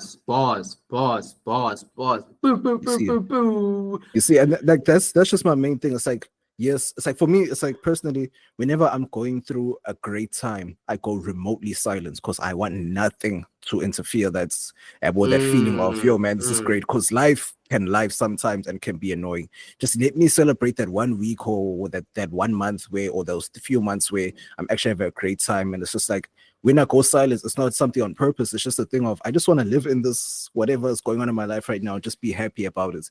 And as much as I am excited, and people are different, humans are different, I just don't feel the need to tell anyone. It's just, for me, it's just like, man, I'm happy. And like, that's what I'm saying. I got that click, Cristiano's click when I hit 28, because it's just like, okay, I've been giving so much my whole life. It's time to now invest in me 100%. It's like now, especially I like, not that I've set up, but it's like I've helped in my immediate life so much so to the point where everyone's now set. So now it's like, hey, if you need me, it's just a thing of just needing me for the sake of just needing me. But now it's time for me. So there's going to be a lot more no's. There's going to be a lot more, hey, maybe another time, because now it's time for me. I've been that. I've used a lot of my 20s to, you know, be the pillar and A, B, C, D, E. Yes, I will still be that. It's just more so towards me. Because, you know, but this thing about being reliable, everyone looks at you like an amazing person for being reliable, but people don't really talk about how it takes the toll on you as being a reliable person. The energy it takes to be reliable. I don't care if it's about money or whatever. If I can afford it, it's cool, whatever the case may be. But the energy it takes. So now you're going to keep coming to me knowing that I will be there. And it's just like, yes, I can be here. However, I am tired of you asking me. But because I think that you really need the help, I might just help you. But then now, or at some stage, you have to say the no, or you have to say, hey, bro, I can't do it. And then in turn, you come to find that that person was completely fine by you saying no, and they figure things out by themselves. And then you have to realize, oh, snap, I can't be the person who's actually leading the charge in people's lives, because if I'm busy leading the charge here, there, and everywhere, my base is now uncovered, my base is now exposed and can be attacked. I need to strengthen myself and then give them the jewels or the keys for them to strengthen their team or before they go to war type thing, as an analogy. So it's just like, nah, man, I look at all these things differently, dog. Like, I think at 28 it clicked, and it's like, now I know. Like, the picture's very clear as to what I want, where I need to go, and what I need to change. Like, and what's wrong with me, and what has been preventing me from changing. Let me put it that way. Yeah. No, man, I think that's super key. And I think also one of the things that I would say about what you just said is that, bro, I think one of the things you need to do a little bit more. I'm not Dr. Phil in any way, shape, or form, but like with me, for example, I'm one of your boys that we've known for years, almost 20, if not more. It's been above 20 now. Above 20, yeah. But it's like when you're winning and you're up, say something. Like for me, I know what type of nigga you are and what type of chance I am. We don't need to talk that often, and we just talk about shit that's just business. But when you're winning, let me know so I can celebrate you. You know what I mean? Because there's no context. Like when you are down, you're quiet and you're doing your own thing, and same for me. And when I finally win, I don't really say anything, and neither do you. But we almost miss out an opportunity for me to celebrate you and vice versa. Because in a way, when you are counting on yourself in the down moments, you are looking to your own strength, but also when you are up, you're looking to your own celebration. And it cooks niggas, man. It cooks niggas. I'm perfectly fine with it. I don't have or feel a gap in the way I operate, but I also understand that it's not in my best interest to just be an isolated island, because no man is an island. So I think just using you and me as example, and also the gents listening, man, it's like, bro, let your niggas know. And if your niggas do something that is heinous in those moments where you're down, you know that you scratch them off the list. And if your guy comes through when you're down, you know that is a solid guy. And I think also one of the things that is just a very important thing for all gents to remember is that you know how you are and you know how other gents are. And sometimes when you're down bad, you feel like everyone has ignored you, everyone has forgotten you. It's like niggas are generally not thinking about you. And it's not even meant to be like a mean thing. It's not even meant to be something that breaks you. It's just the fact that everybody is looking at their own things. And I feel like as gents, we need to make more of an effort to reach out and branch out and connect as to where we are and what we're doing. Because you never know when you'll have a conversation with the gent, he becomes vulnerable with you, you chop it up, you talk, you make him feel better, you guys click up and it's all good. You never know how much that impact has. Equally so, you never know how much impact it has where you thinking about contacting one of your gents, you're like, nah, he's probably busy. Let me get my shit popping, whatever. So I think a lot of the times we all have that pride and ego where we want to be the heroes of our own story and fix our own problems ourselves. But I think a lot of our problems will be solved more if we collaborate a little bit more. And that requires us to be very, very emotionally intelligent to see which niggas are useless and which niggas are actually down for you. And also for the ones who are down for you, This also works on a huge assumption, everything I'm saying, that you're a solid nigga. Because if you are a bitch nigga, so to say, that you are always going to look to benefit off of other people without giving anything, and you're perfectly happy with doing that. This is for guys who have some sense of self-regulation, where something's happening and you remove yourself before you even have the conversation. I think don't do that as much as you do, and you'll find out more about where you actually stand, because it's sometimes nice to just be able to be on yourself and not have to confront the fact that, hey, this nigga that I've known so much for so long is actually it's just a nigga that I can't rely on. Some niggas who you've known for a shorter period of time, you've never really asked them to show up, and they haven't really showed up, and it changes a lot of things, bro. It really does. It really does. Nah, man. That's very, very true. It's just reliability can sometimes get tiring, especially mentally and Facts. emotionally and physically taxing. Facts. But it's just a mark of being a man. Like, it's just one of those things where it's like years ago, Kane and I were discussing this thing of being the only chance out of our parents' children, and it's just like, hey, when certain things happen, and then you have to take charge, and it's like, hey, why me, and it's like, hey, bro, and then Kane was like, no, listen, bro, you're just learning how to run your own home as you get older, because when you have children and whatever the case may be, these similar situations will come up, and you need to know, okay, this is the direction I need to go into. That's why I'm saying, a lot of things. That's why I'm okay with a lot of things missing me specifically, because it's not in my path. For me, I know it's like, not even for me specifically, I know you and I were both raised to be like, this was something I said to Kane like early last year. I'm like, we were all raised to be like, live in a system where it's like, go to school, get a job, get married, have children, etc., etc., etc. We were raised in that system, and then if you deviate from it, of course you're going to make it work for yourself, but it's always going to be in your DNA, because we grew up in very family-friendly locations. We grew up in stable households, or like, not, I won't say stable, but we grew up in good households, good areas, etc., etc. So we get that grounding and know that, okay, it's in our DNA to be this way, and if you go that way, cool, that's good for you, but don't now be discouraged if you're not going to follow the go to school, have children, get married, etc., path, because it doesn't mean that it's you're failing at life. It just means that this is not for you right now, because if you don't listen to yourself, you feel like there's so many other people taking control of your life. Because if you don't know your direction, people keep telling you where to go, and if people keep telling you where to go, you'll keep seeing the same tree twice. And when they say, if you keep seeing the same tree when you're in the woods, that means that you're lost, and you're going in a circle. Yeah, bro. This was super deep. The niggas on some Dr. Phil. Mansplain cares, Fitz. Mansplain cares. Mansplain really cares. Man, I had to cover up last week's performance. That shit was cringe. Jesus.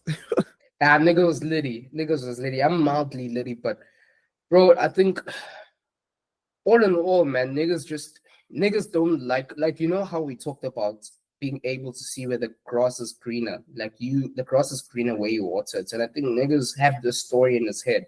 And it goes hand in hand with this red pill type sigma male, alpha male mindset, where you always want to be the hero of your own story. And sometimes you aren't the hero of your story. And just to shift the gears a bit, I listened to a podcast recently, man, with Penuel and Ubabian Mahon. And he was talking about meritocracy. And it's like, we always say we all for meritocracy, because if you're against meritocracy, you want a handout, basically.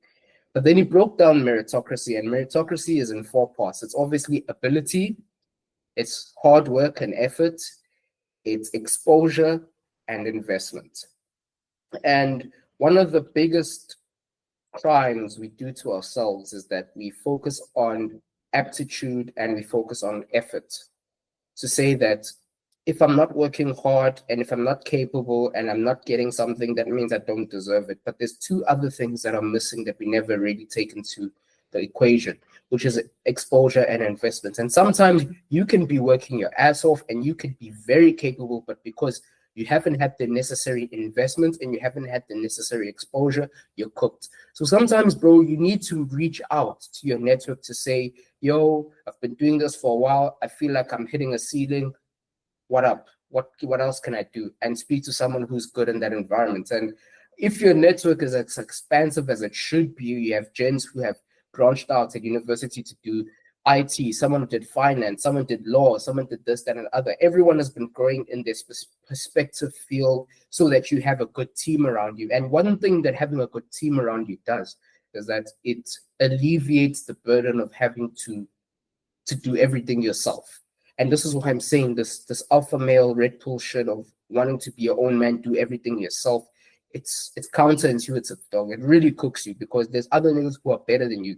Like, how highly do you think of yourself where you are putting your every 100% effort into one thing and you're still not the best at it? And you also think that you can put like a 20% effort in every other thing and still be the best at it. There's someone else who you know who's putting 100% in that and they can give you feedback. And it's honestly one of the conversations I had with my bro. And I'm like, nigga, your whole life I haven't really come to you for shit because I've been your older brother and I've never really felt like I need to come to you for shit. So if I don't, it's not because I don't want to, it's just because it's just not how this works. You know what I mean? I have to have all the answers. And the nigga's like, bro, and he cooked me and he said, bro, like, why do you think you're so godly where you're gonna have all the answers? We're at the point now where we both adults, we're both grown niggas. This shit I know that you don't. Tap in instead of sitting on your own and thinking about it and racking your brains. Focus on what you're good at, and I've got what I'm good at. I'm like, bro, that's one of the most insightful things you've ever said. Little nigga, that you're cooking right now. And for me, that was just one of a reflection points where I'm like, bro, niggas really need to just tap in, check in, and know that they're well insulated. Because if you want to go quickly and you want to go by fast, yourself. go by yourself. But if you want to go far, go with others. And that's Bruh. it. Mansplain Cares, man. Mansplaincares.com. Bruh, I just want to cap it all off. Like, there's certain bars, like, I really didn't give Push and Malice their due diligence in terms of their bars. But in terms of just having your whole life covered, it's just something that you learn from, or basically knowing the points that you need to hit in your life in order to propel yourself. It's just a thing of who your father was. Basically, you're trying to either replicate or it's what you were taught, and then for those that didn't grow up with fathers, it's just what you wanted to be. Because when Malice said, sorry to interrupt, or Yeah, if yeah. you had a bad example, you want to be the antithesis Better. of everything your father wants. Yeah. yes, because Malice said mine made sure he had every base covered. So imagine his pain finding base in the cupboard. So I'm just like, you know what, man, like if I saw this in front of me, and this is me thinking from the perspective of Madness, it's like if I saw this guy bust his ass just for us to have a decent lifestyle, and he was talking about the fishing trips they used to go on, and his pops was like the neighborhood dad, or basically the dad for his friends because their fathers went around. So I feel like that's the devil and angel thing that played in Malice's head, where that's where he quits and then even had to ask his father for his blessing just to come back and rap again. So it's just a thing of, at the end of the day, it'll always go back to what principles your dad gave you, or the man that your father was. Because it's just like, for me, when I know that I'm giving, I know that my dad is giving. It's just that you won't know that my dad is giving unless you know him. You know what I'm saying? Yeah. So it's like, yeah. I'm not going to give to anyone, but it's like people around me, I'll make sure that everyone is good, and then I'll figure it out for myself on my own.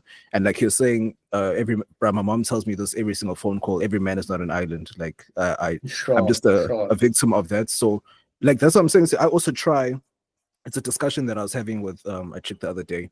And I was just like, yes, I like going outside more, or going to places more so because there's a like I can't say an etiquette of being outside, but I can feel I'm not situated to being outside. Like my vision, my awareness is not the same in terms of whenever I go outside, especially if I've been in the crib for too long. My awareness isn't the same. The air feels different. I won't just little social cues. I've kind of lost certain things like that because I'm not outside a lot. Scanty, when you go out and participates and just participates in life, yes, third spaces are being closed off a lot, but of course there's other things to do in life. But it's just when you participate in life, you see, okay, everything's not a big deal. And like you mentioned earlier, everyone's not thinking about you. Go outside. If you go outside, everyone's just living their own lives and whatever the case may be. Unless like you're in some sort of drama, then yes, niggas are thinking about you. If not, no one gives a damn because we're all worried about our own things. So collaboration is the main thing for me, because my thing is like, whenever I see something, I can understand, like you were mentioning systems earlier. For me, I'm a systematic person. I create a system for myself to follow so that I can work. So I can kind of not necessarily put 100% after I've used 100% to create the system. Sure. Get what I'm saying? Let me you just repeat optimize that. it. Yeah, I used 100% of my brain to create the system so that I don't have to use 100% while the system's working itself. So it's like, okay, Yes, I can sir. do that. And then it gets to a point where I now feel like, oh no, this is just in my sleep. Whereas other people are like, hey, well, how did you do that? So you had to remove that naivety of saying, oh no, it's just easy versus, you know what, let me teach you how to fish. So that you're my homie, let me teach you how to fish. So that, like you said, what your bro said, is like, no, man, if you know something, Dala, and or if you don't know something, just ask. Because information is the biggest thing that people don't have or that people don't want to get because everyone wants to know already. So you have to take away. It's not necessarily Ikwababa, but it's just take away that thing of not being able to ask for help when you need it. You know what I'm saying? Sure. And it doesn't have to be about financial only. There can be so many different things, emotional, da, da, da. And the thing that the thing that people fried me for, girls fried me for this, like maybe last year or the year before last, I was like, no, man, I want to start a book club for gents. And when I say book club for gents, I'm not saying we must all come together and discuss the book every Friday. No. All of our gents or everyone together, let's say the Mansplain gents, we read a certain book, we give each other, let's say 4 weeks or maybe 5 weeks to finish the book. And then we come back and then we say, okay, sure, this is what I learned from it. Okay, these are, and you don't have to write a paragraph, just you can even put like a bullet points in the group chat and be like, yeah, this is what I learned, da, da, da, da. Cool, fire.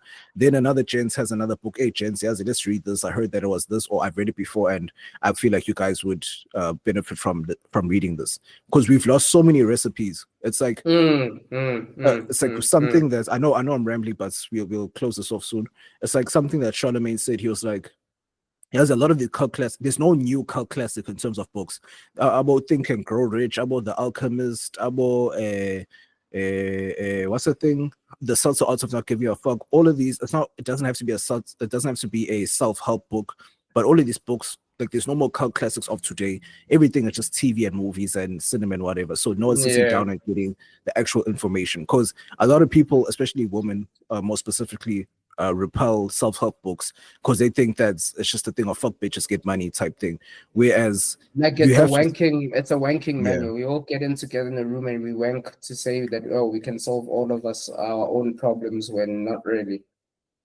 Exactly. It's just for you to, and that's the thing, you have to use it as a guide, as a skeleton, or as basically a format to say, okay, this is what it is. It's like, especially the book, The Subtle Art of Not Giving a Fuck. A lot of people judge that book just based off of the title, ironically. But but it's just like everyone's like, oh no, this is for people who think that they don't care. No, the very first page, I forgot, I think it was, I don't know if it's Ryan Holiday or who that wrote this book, or Mark Robinson, something like that, or Ronson or Robinson, where he was like, bruh, what I'm going to tell you in this book, I'm not going to say to you in this book to not care about shit, because if you don't care about shit, your whole life's going to fall apart and you'll be fucked. What I'm saying is stop caring about shit that doesn't affect you or that won't affect your bottom line, and give a shit about the shit that will affect your bottom line. And then it leads to the point that, as humans, we actually think about so many things that doesn't affect our bottom line, to the point that it overwhelms us and it consumes us, and we put so much energy into that. Whereas just give a fuck about the shit that you actually care about and the things that will put you or get you to where you need to be, and you'll be fine. Finishing claro. Mind you won't get this information if you're busy sitting and thinking, oh no, the book says I can't give a fuck, so this is just for, and if you listen to women so much, it's just for books for niggas that's yank themselves over what's this? They yank themselves over getting rich. Oh no, ice boys, these are books for ice boys. Nah, man. It's just getting game where you need to get game, applying it to yourself to build your own blueprint. Facts. What's this thing you're showing me now? Nah, dog. It's that shit about fucking once. Yeah, useless Kasi styles, bro. Useless Kasi styles. I hate that thing. But anyway, man. Yeah, no. But look at the league. Look at the league. Kasi champs. Hey, wow. You see, niggas are kicking up dust. Niggas are kicking up dust. But if you ball up, it's going to Aye, man, this is Kasi Champs, bro. This is what this, and that's what I'm saying. This is the stage for you to do that, because this is the DSCV Kasi Champs. It's not the that's not the Betway Premiership. If it was a Betway Premiership League, then don't do this. But this is Kasi Champs, and with Kasi Champs, there's no time for slide tackles, because your whole leg is gonna come, all your flesh is gonna come off when you try to do a slides there. But I know this is where you're supposed to do it, though. That's what I'm saying. Fair enough. I just think that flavor of Joga Bonito or Rajapolo ain't the shit. It ain't the one, bro. It ain't the one. Either way, man, let's move on. The Joey song is Yeah, called yeah. ABK. Sorry? The Joey song is called ABK. Anybody Killer. Oh, ABK. I'll check that shit out. Yeah, man's was doing choreography and everything. I'm like, hey, but what's going on here? Man's really want to take this craft seriously now. Like, no, man, like, you see, Joey really wants Kendrick's head because it's like, it's not even his head, but it's like he wants his position because he's doing choreography now. Nah, like, I like seeing niggas take, see, that's competitiveness. Competitiveness doesn't mean I'll shoot you. Competitiveness means I know that I'm better than you at this, and I have more. Joey didn't even do anything seriously. He just did normal moves, and he still looked better than Kendrick because Kendrick can't dance. So I'm just like, aye, man, come on. But it's down to the music at the end of the day. So It's always gonna be down to the music because the music is what helps us decide if it's. yeah, man. And Rayvon is still crying. It's like, bro, you lost. Like a nigga's battered you to a pulp. So it is what it is. That's 110%. Oh, you talking about the one on Jimmy Kimmel? Yeah. Alright, I'll check that shit out. And you're Yo, still talking guys, shit about that beef there. But anyway, yeah. rightfully so. Speaking of beefs, have you been keeping up to scratch with the NY, not NY, but US UK beef? Yeah. Yes. I think Skepta's up 2-1. Oh, 2-0, sorry, 2-0.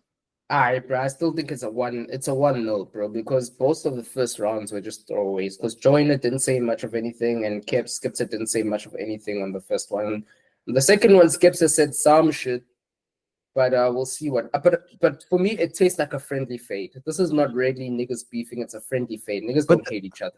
No, but that's what I'm saying. Like, this is why we've lost the art of just loving rap. This is supposed to be a friendly fade. We're going head to head. It's the same thing that Joey was doing. I want to go head to head with niggas because this is what rap is. Rap was all about battling. I don't have to hate you to now go back and forth with you on wax. Yeah, bro. So that's what I'm saying. Joyner is just promoting his album. That's just literally what he's doing. And now, for me, I feel Skips is now slapping him a little bit because it's like, okay, Skips is turning up the heat. What is Joyner going to do next? Okay, you dropped your album. Now, show us why you're dope. The first track, yeah, you're trying to rip for the US. It is what it is. And look at what Drake popped off. It's crazy. But anyway. But yeah, well, it wasn't Drake. It was them. It was Skips and Joyner that were going back and forth on that. But a lot of there's one UK guy that went against the UK guys that dropped the track against the UK guys. Or Gigs said it would say, guys, listen, I care what you're, because Gigs is like the godfather of like UK rap in a way. And he's like, hey, bro, I hear what y'all are saying. Like, yes, compete, Scott. Don't say we're better lyricists than the US niggas. US niggas, they have the lyricism thing on lock. So I get that, but it's like, pay your respects. I mean, like, do your thing, but pay your respects at the same time. That's what Gigs was saying.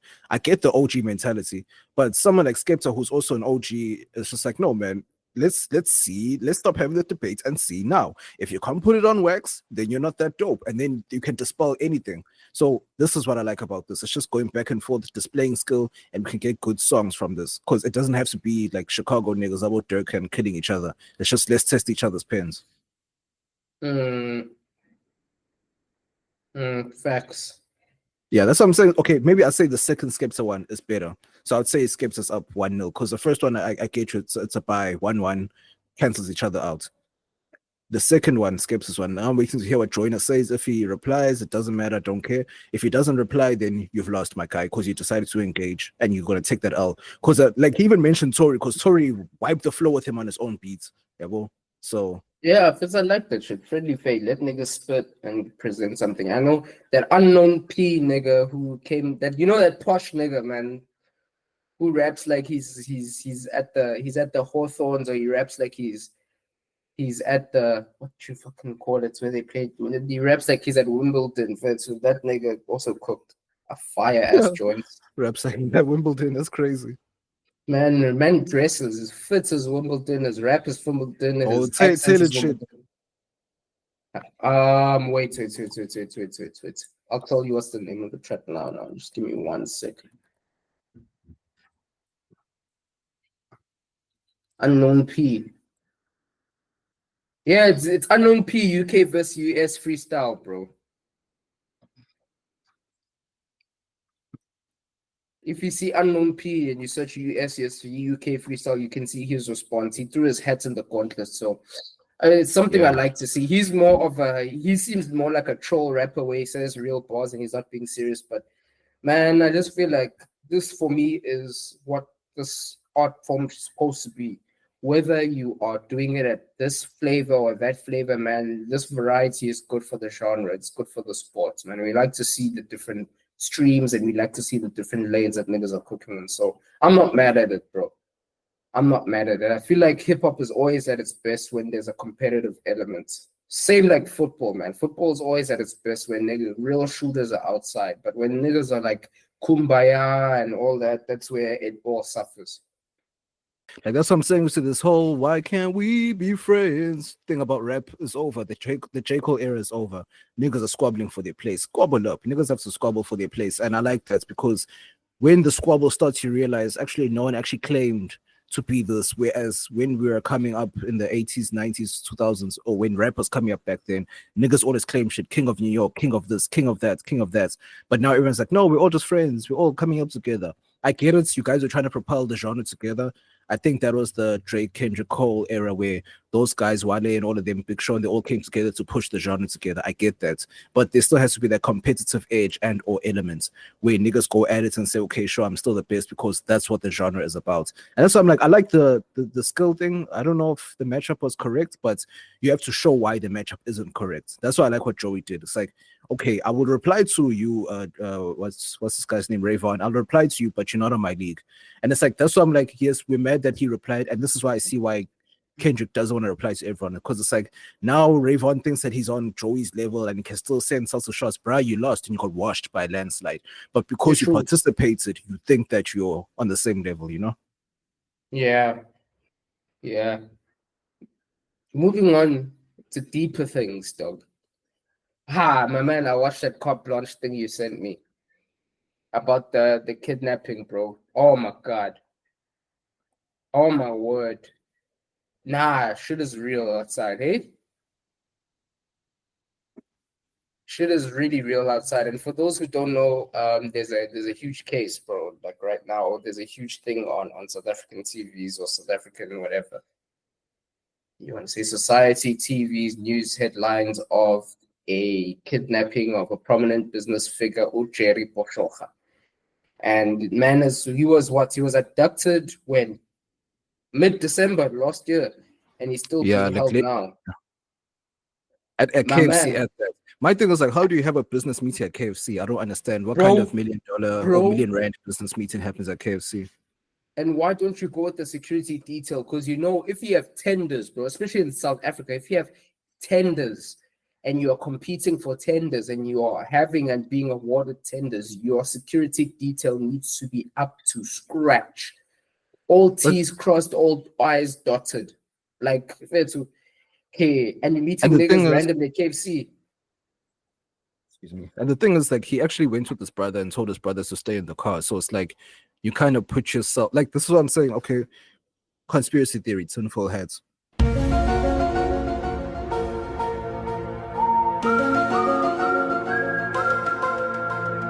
Sure. There's so many weird inconsistencies. Yes, I might not know the full story, but there's so many weird inconsistencies where it's like, first things first, you're having the meeting at KFC and you make money. You just bought, I don't know if it was a Porsche or whatever, worth Porsche, yeah. You got a new Porsche 911. Worth 6 mil. 6 mil.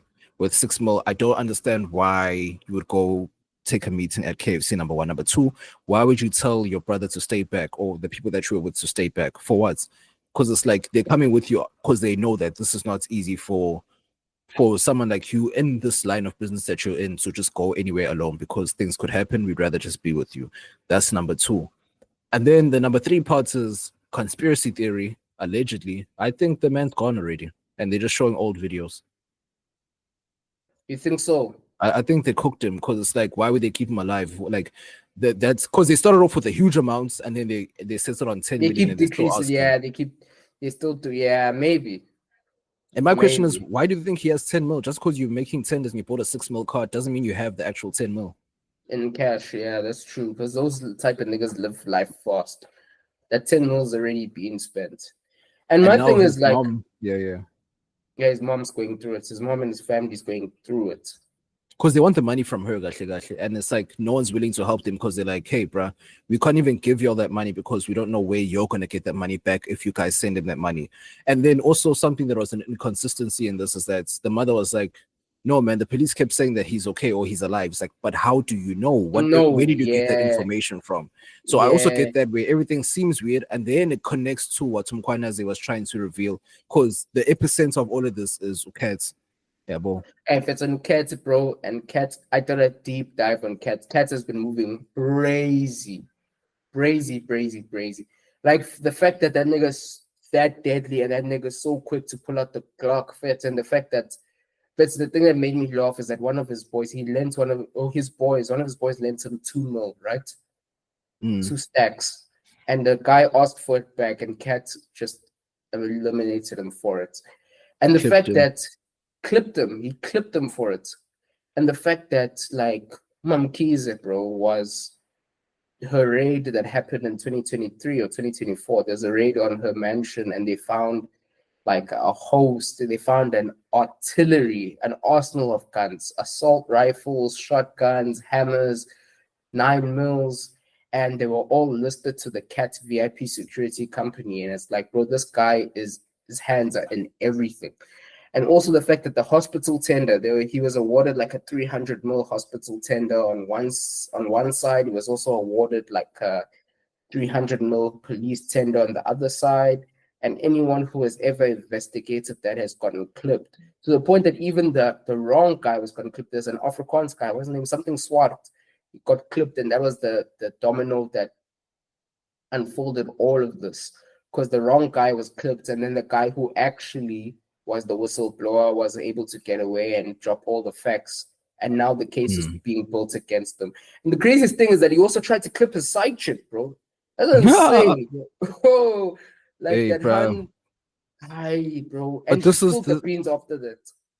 Exactly, but this is the underworld that we keep talking about. It's like you keep seeing these chicks on social media buying extravagant cars and clothes and going on extravagant trips, and it's like this is where they get their money from. Their money isn't legit. When we say their money isn't legit, it doesn't mean that they're doing tax avoidance.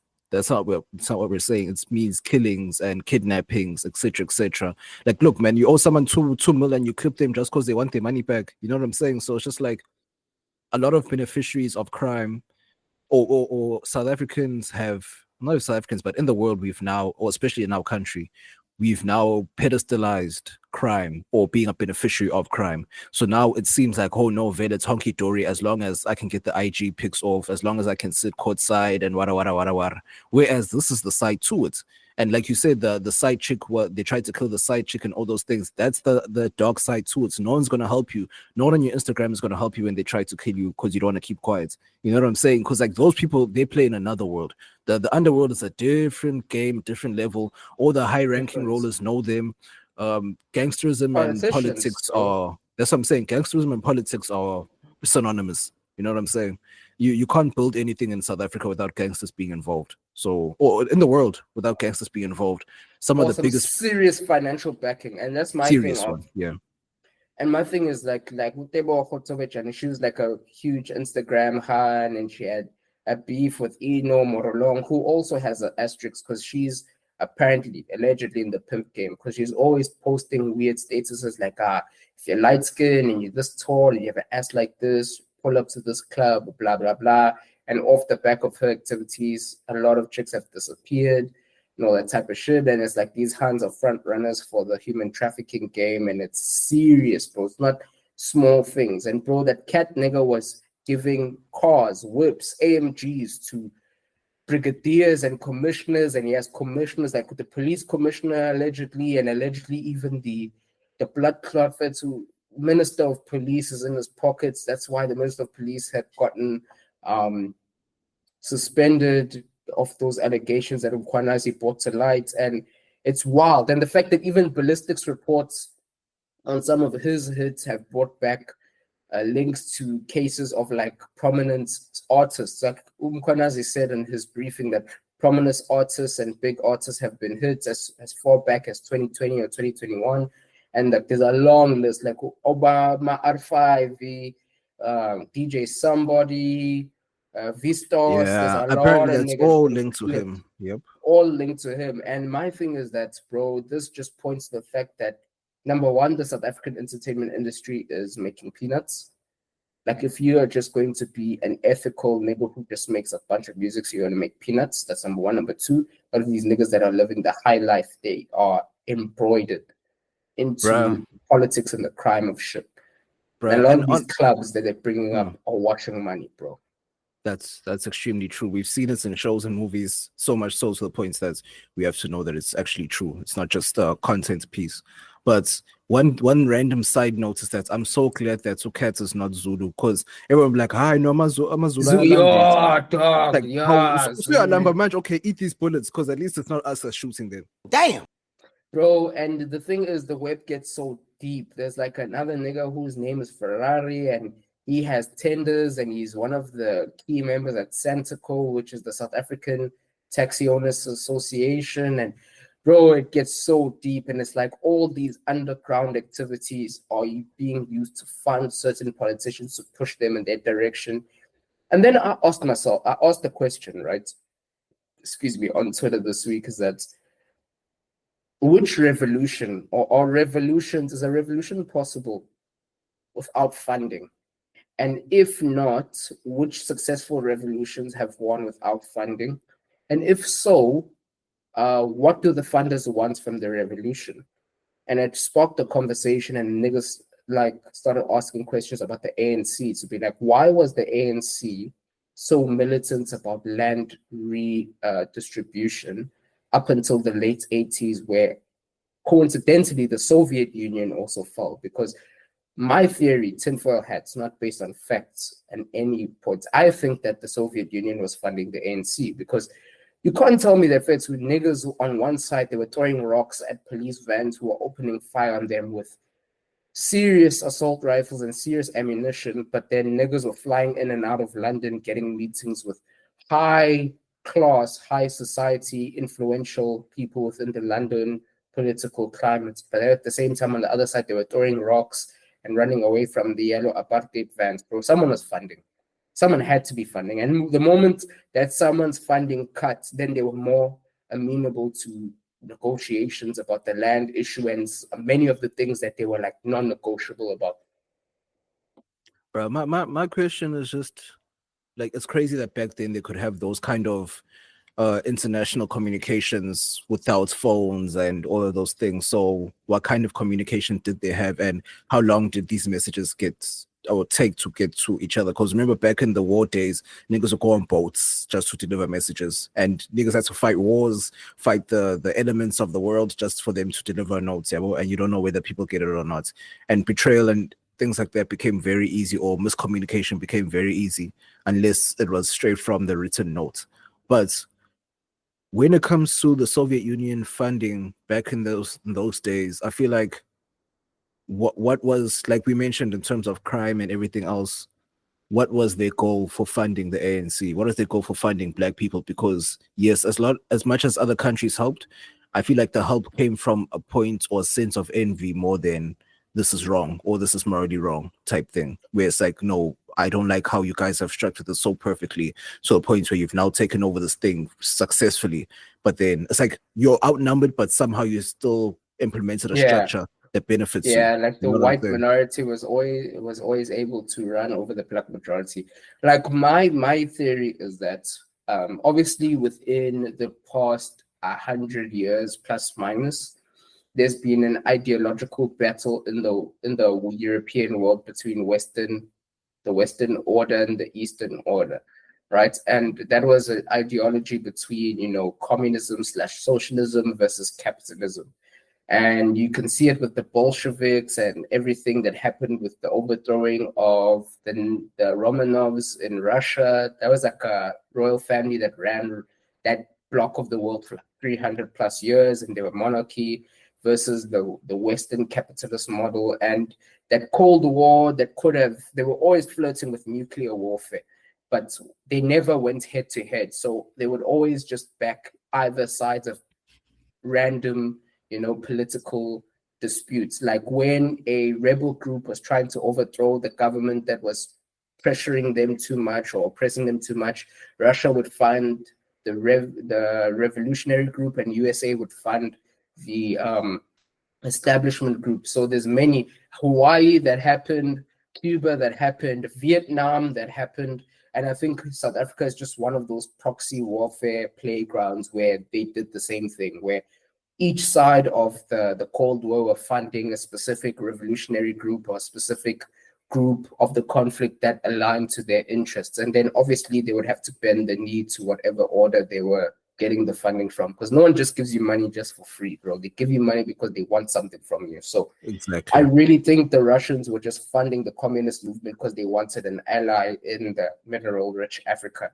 And across Africa, man, a lot of these revolutionary movements or a lot of these revolutionary periods, they were funded from both sides. And there's no revolution, in my opinion, that hasn't been successful without funding, bro. Because even the French Revolution, man, you can't tell me those niggas were just doing it off their own accord.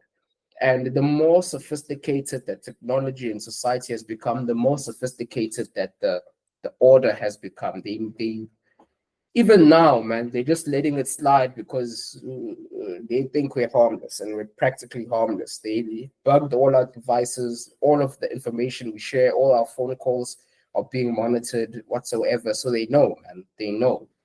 So it needs a lot of sophistication. And the thing is, when niggas get angry, right? You can get angry and upset with the order or the government or whatever. But like, bro, a revolution needs more than just anger. Niggas really think if they just get angry enough, they can overthrow things. No, that needs coordination. It needs strategy. Needs funding. It needs arms. It needs coordinated attacks. It needs training. It needs propaganda. Because a revolution isn't a one-day act. It is a long-term act of defiance against the order you are rebelling against. So you need, media pieces, you need information, you need things to be shared with the ground forces that keep them moralized, to keep fighting the fight. You need to be able to have, supply of food, supply of healthcare, supply of all the infrastructure that a government would normally supply. You need to be able to supply that while rebelling from the government, because the first thing that a government does when you go against it is that they pull back all the services you rely on. So for me, bro, a revolution, bro, is not a mouse game. That's why sometimes when South Africans or Africans complain about white people or the Western order, it's like, bro, you're not ready to do what it takes. Are you armed? Do you have a bug out location? Do you have a location where you could go to and you can get food, healthcare, community security, protection, away from the police and the hospital care and all of these things that we rely on for everyday life? And my thing is that most people don't. And if you don't have those things, you're not ready for a revolution. You're just going to be angry, do some stuff, and then they're going to sort you out, and then you're going to find yourself back at square one, even worse, because now they're monitoring you on top of that. So for me, a revolution is not, it's not pop and place, bro. It's not mouse games, bro. It's not small. And it doesn't happen overnight, man. Like Rome wasn't built in a day. There's going to be a lot of suffering, death, pain. Oh man, you're going to go through the worst in order for you to, and that's why, and I guess that's where the saying comes from. You're going to go through the worst just to come out, or just to get to the good times type thing. So it's just like, man, you're going to go through a lot, betrayal in terms of, like, there's so much that would fuck up the country in order for us to actually get fixed, or for us to move in the right direction. And when I say the right direction, I don't mean the country will just get fixed overnight, or at least make us go on a path of getting there. Because when it comes to the internal, I would say the internal systems, they produce or basically the systems work where civilians are doing very well at what they're supposed to do. And when I say civilians, I include athletes, I include the mathematicians, everyone that goes around the world and competes and they win something. We're doing so well on the international stage, whereas back home, what's happening? So in order for that to change, it's going to take a minute for that to change. But when it does change, or the process of changing that is going to get fucked up. That's why it's like, I'm not saying that Sutrudias must be the president, but I'm like, if something had to change, someone like him, or who thinks like him or acts like him, would have to be at the helm, because he will make it very ugly before it gets very good. And it's not going to benefit everyone when not necessarily Madema specifically, but it's not going to benefit every single person when we go through the ugly things. Some people get clipped even though you believed in that cause, but you might get clipped because it favors people who are more financially stable, or it favors people who are more in this area of the country, or whatever the case may be. So it's going to take someone who's crazy and someone who's okay with being the villain, and we have to be broken down to be built up again. Because it's like what's they were saying on the Trevor Noah podcast, where Eugene Koza and Dan Banbani, the white guy, was there, and they were just Cordell, yeah, and they were just like, no, man, we never had that buffer of, damn guys, the crazy shit that they did to us during apartheid. No, we just had to jump into being all kind and honky-dory. No, man, we're okay with what you did to us. That's basically what we had to be. It's like we were forced to play nice. And that's where we've never that's the retribution we've never gotten. We've never gotten to say, hey, this is over.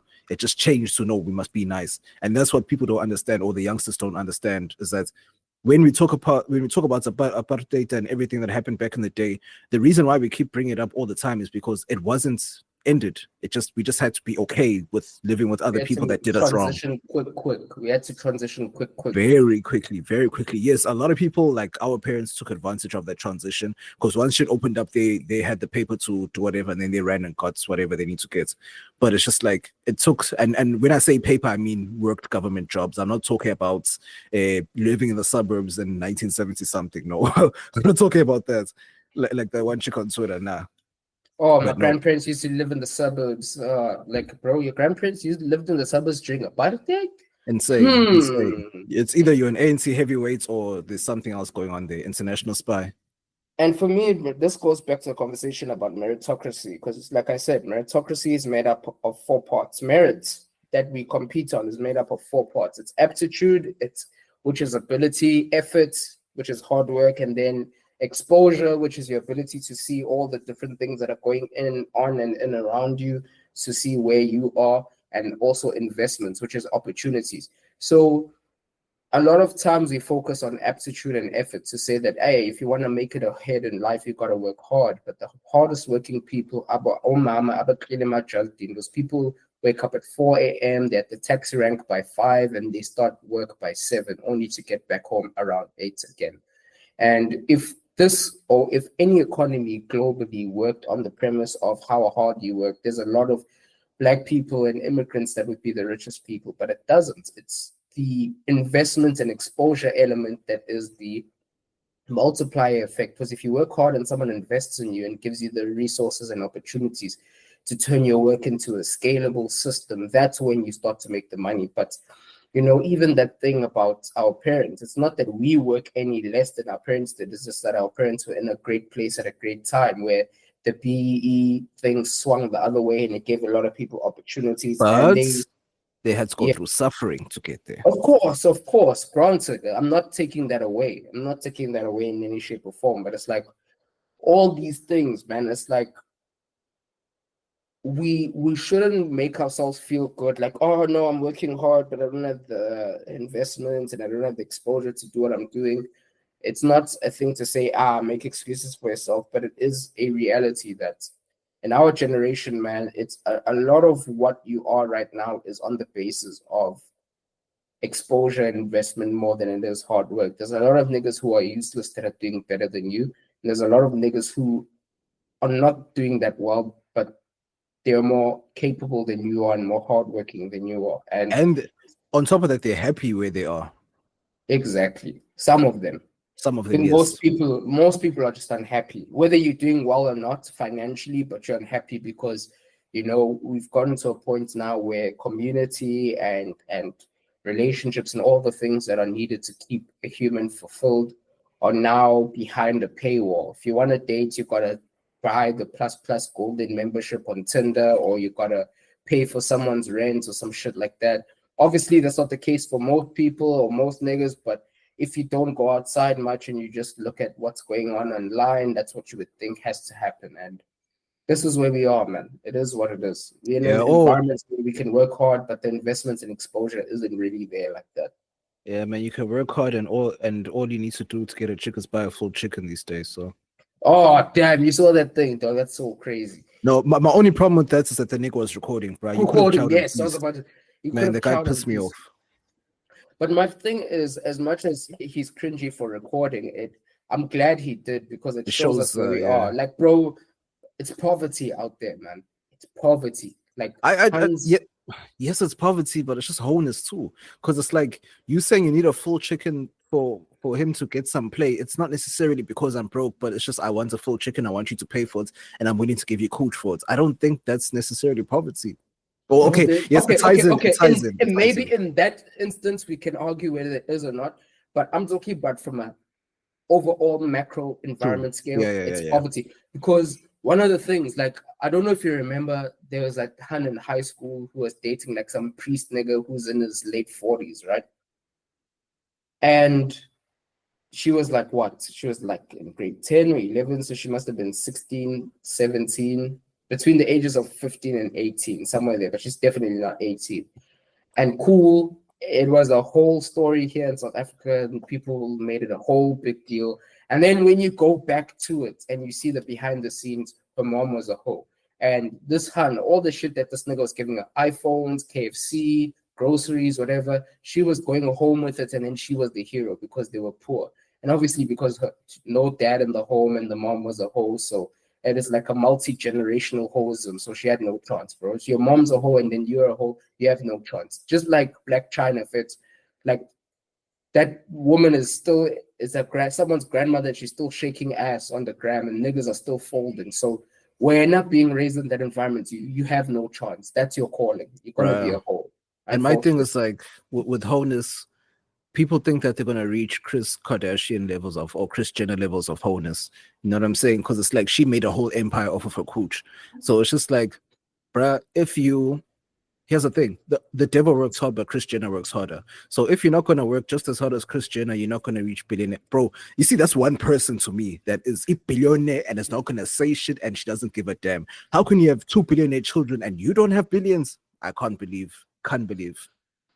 But then, my guy, that goes back to the four parts of the equation, the formulas. That you can be a hoe and do all your whole stuff, but if you don't have exposure and investment, you're gonna hoe for a full chicken instead of hoeing for a media conglomerate. Because Kris Jenner, Kim, she built an empire. Kris Jenner built an empire off that cooch. Off of hoeing, exactly. That's why I'm saying that they had an opportunity to. A lot of these hoes are just going to hoe, and they're going to be the whole flavor of the week, and then it's going to pass, and then you're going to have to keep hoeing to get your scraps. But some hoes who are closer in proximity to the power and the money and the play, they're going to hoe, and that hoeing is going to change their lives. So a lot of it is, again, exposure and investment. Like there's a difference between you busting that ass open for a full chicken and somebody else busting that ass open to get an Aston, to get their rent paid, and to get a run on reality TV. And a lot of that is exposure. Like, who are you exposed to and who gives you opportunities? You can do the exact same thing, but you won't get near as far because you don't have the exposure and the opportunities. And that's just the game.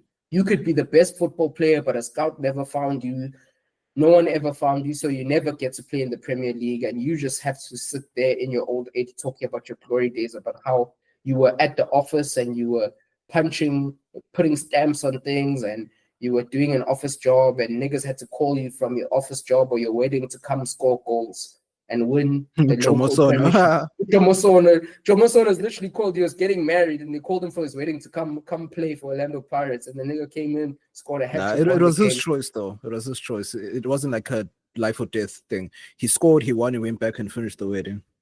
And what I'm saying is that there's a difference between him and the Beckhams of the world and whatever, because obviously he may not have been as dope, but also the training facilities, the coaches he was exposed to. So again, you can be able and have the talent, you can work hard, put in the effort, but we don't have the exposure to all the things that everyone or the top professionals in your sphere have, and you don't have the investments of someone to put a shoulder or arm around your shoulder. It's going to be difficult. That's why, as much as you work hard, you need to definitely put yourself out there and put yourself in environments where you can be discovered as well, which makes social media one of the biggest equalizers in human history, because you can be in the middle of nowhere and have a great talent. And if you go on social media and do it long enough, someone's going to discover you and you're going to blow up. So that's the cool thing. True story. But anyway, let's wrap this up. Man, to wrap it up, like the rubbers that you niggas are meant to be wearing and you don't wear. And that's why you niggas are now sitting around the 20th of the month thinking about where you're gonna get the Pampers and why you niggas cannot sip Jameson and Glenfiddich because you have to choose the diapers because you niggas don't wrap it up. And that's so sad because right now I'm actually looking for like child that I can get. So I'm just like, hey, imagine if I had a child. I'm like, hey, what's a child gonna eat? That's crazy. Yo, this is one of the finer things in life, being able to be childless, bro, and just do what you want when you want to do it. But if there's one thing, if you're gonna do, and you have to do, whether you want to do it or not, is to tune into this Let Me Mansplain podcast. As always, the world's most sensational podcast, where you know what it is, what it was, and what it's always going to be. With yours truly, the Bavaria in your area, alongside with the most sensational Wesley Sniper. And this has been the Let Me Mansplain podcast, where everything goes, just as long as you can mansplain it. We out. We gone.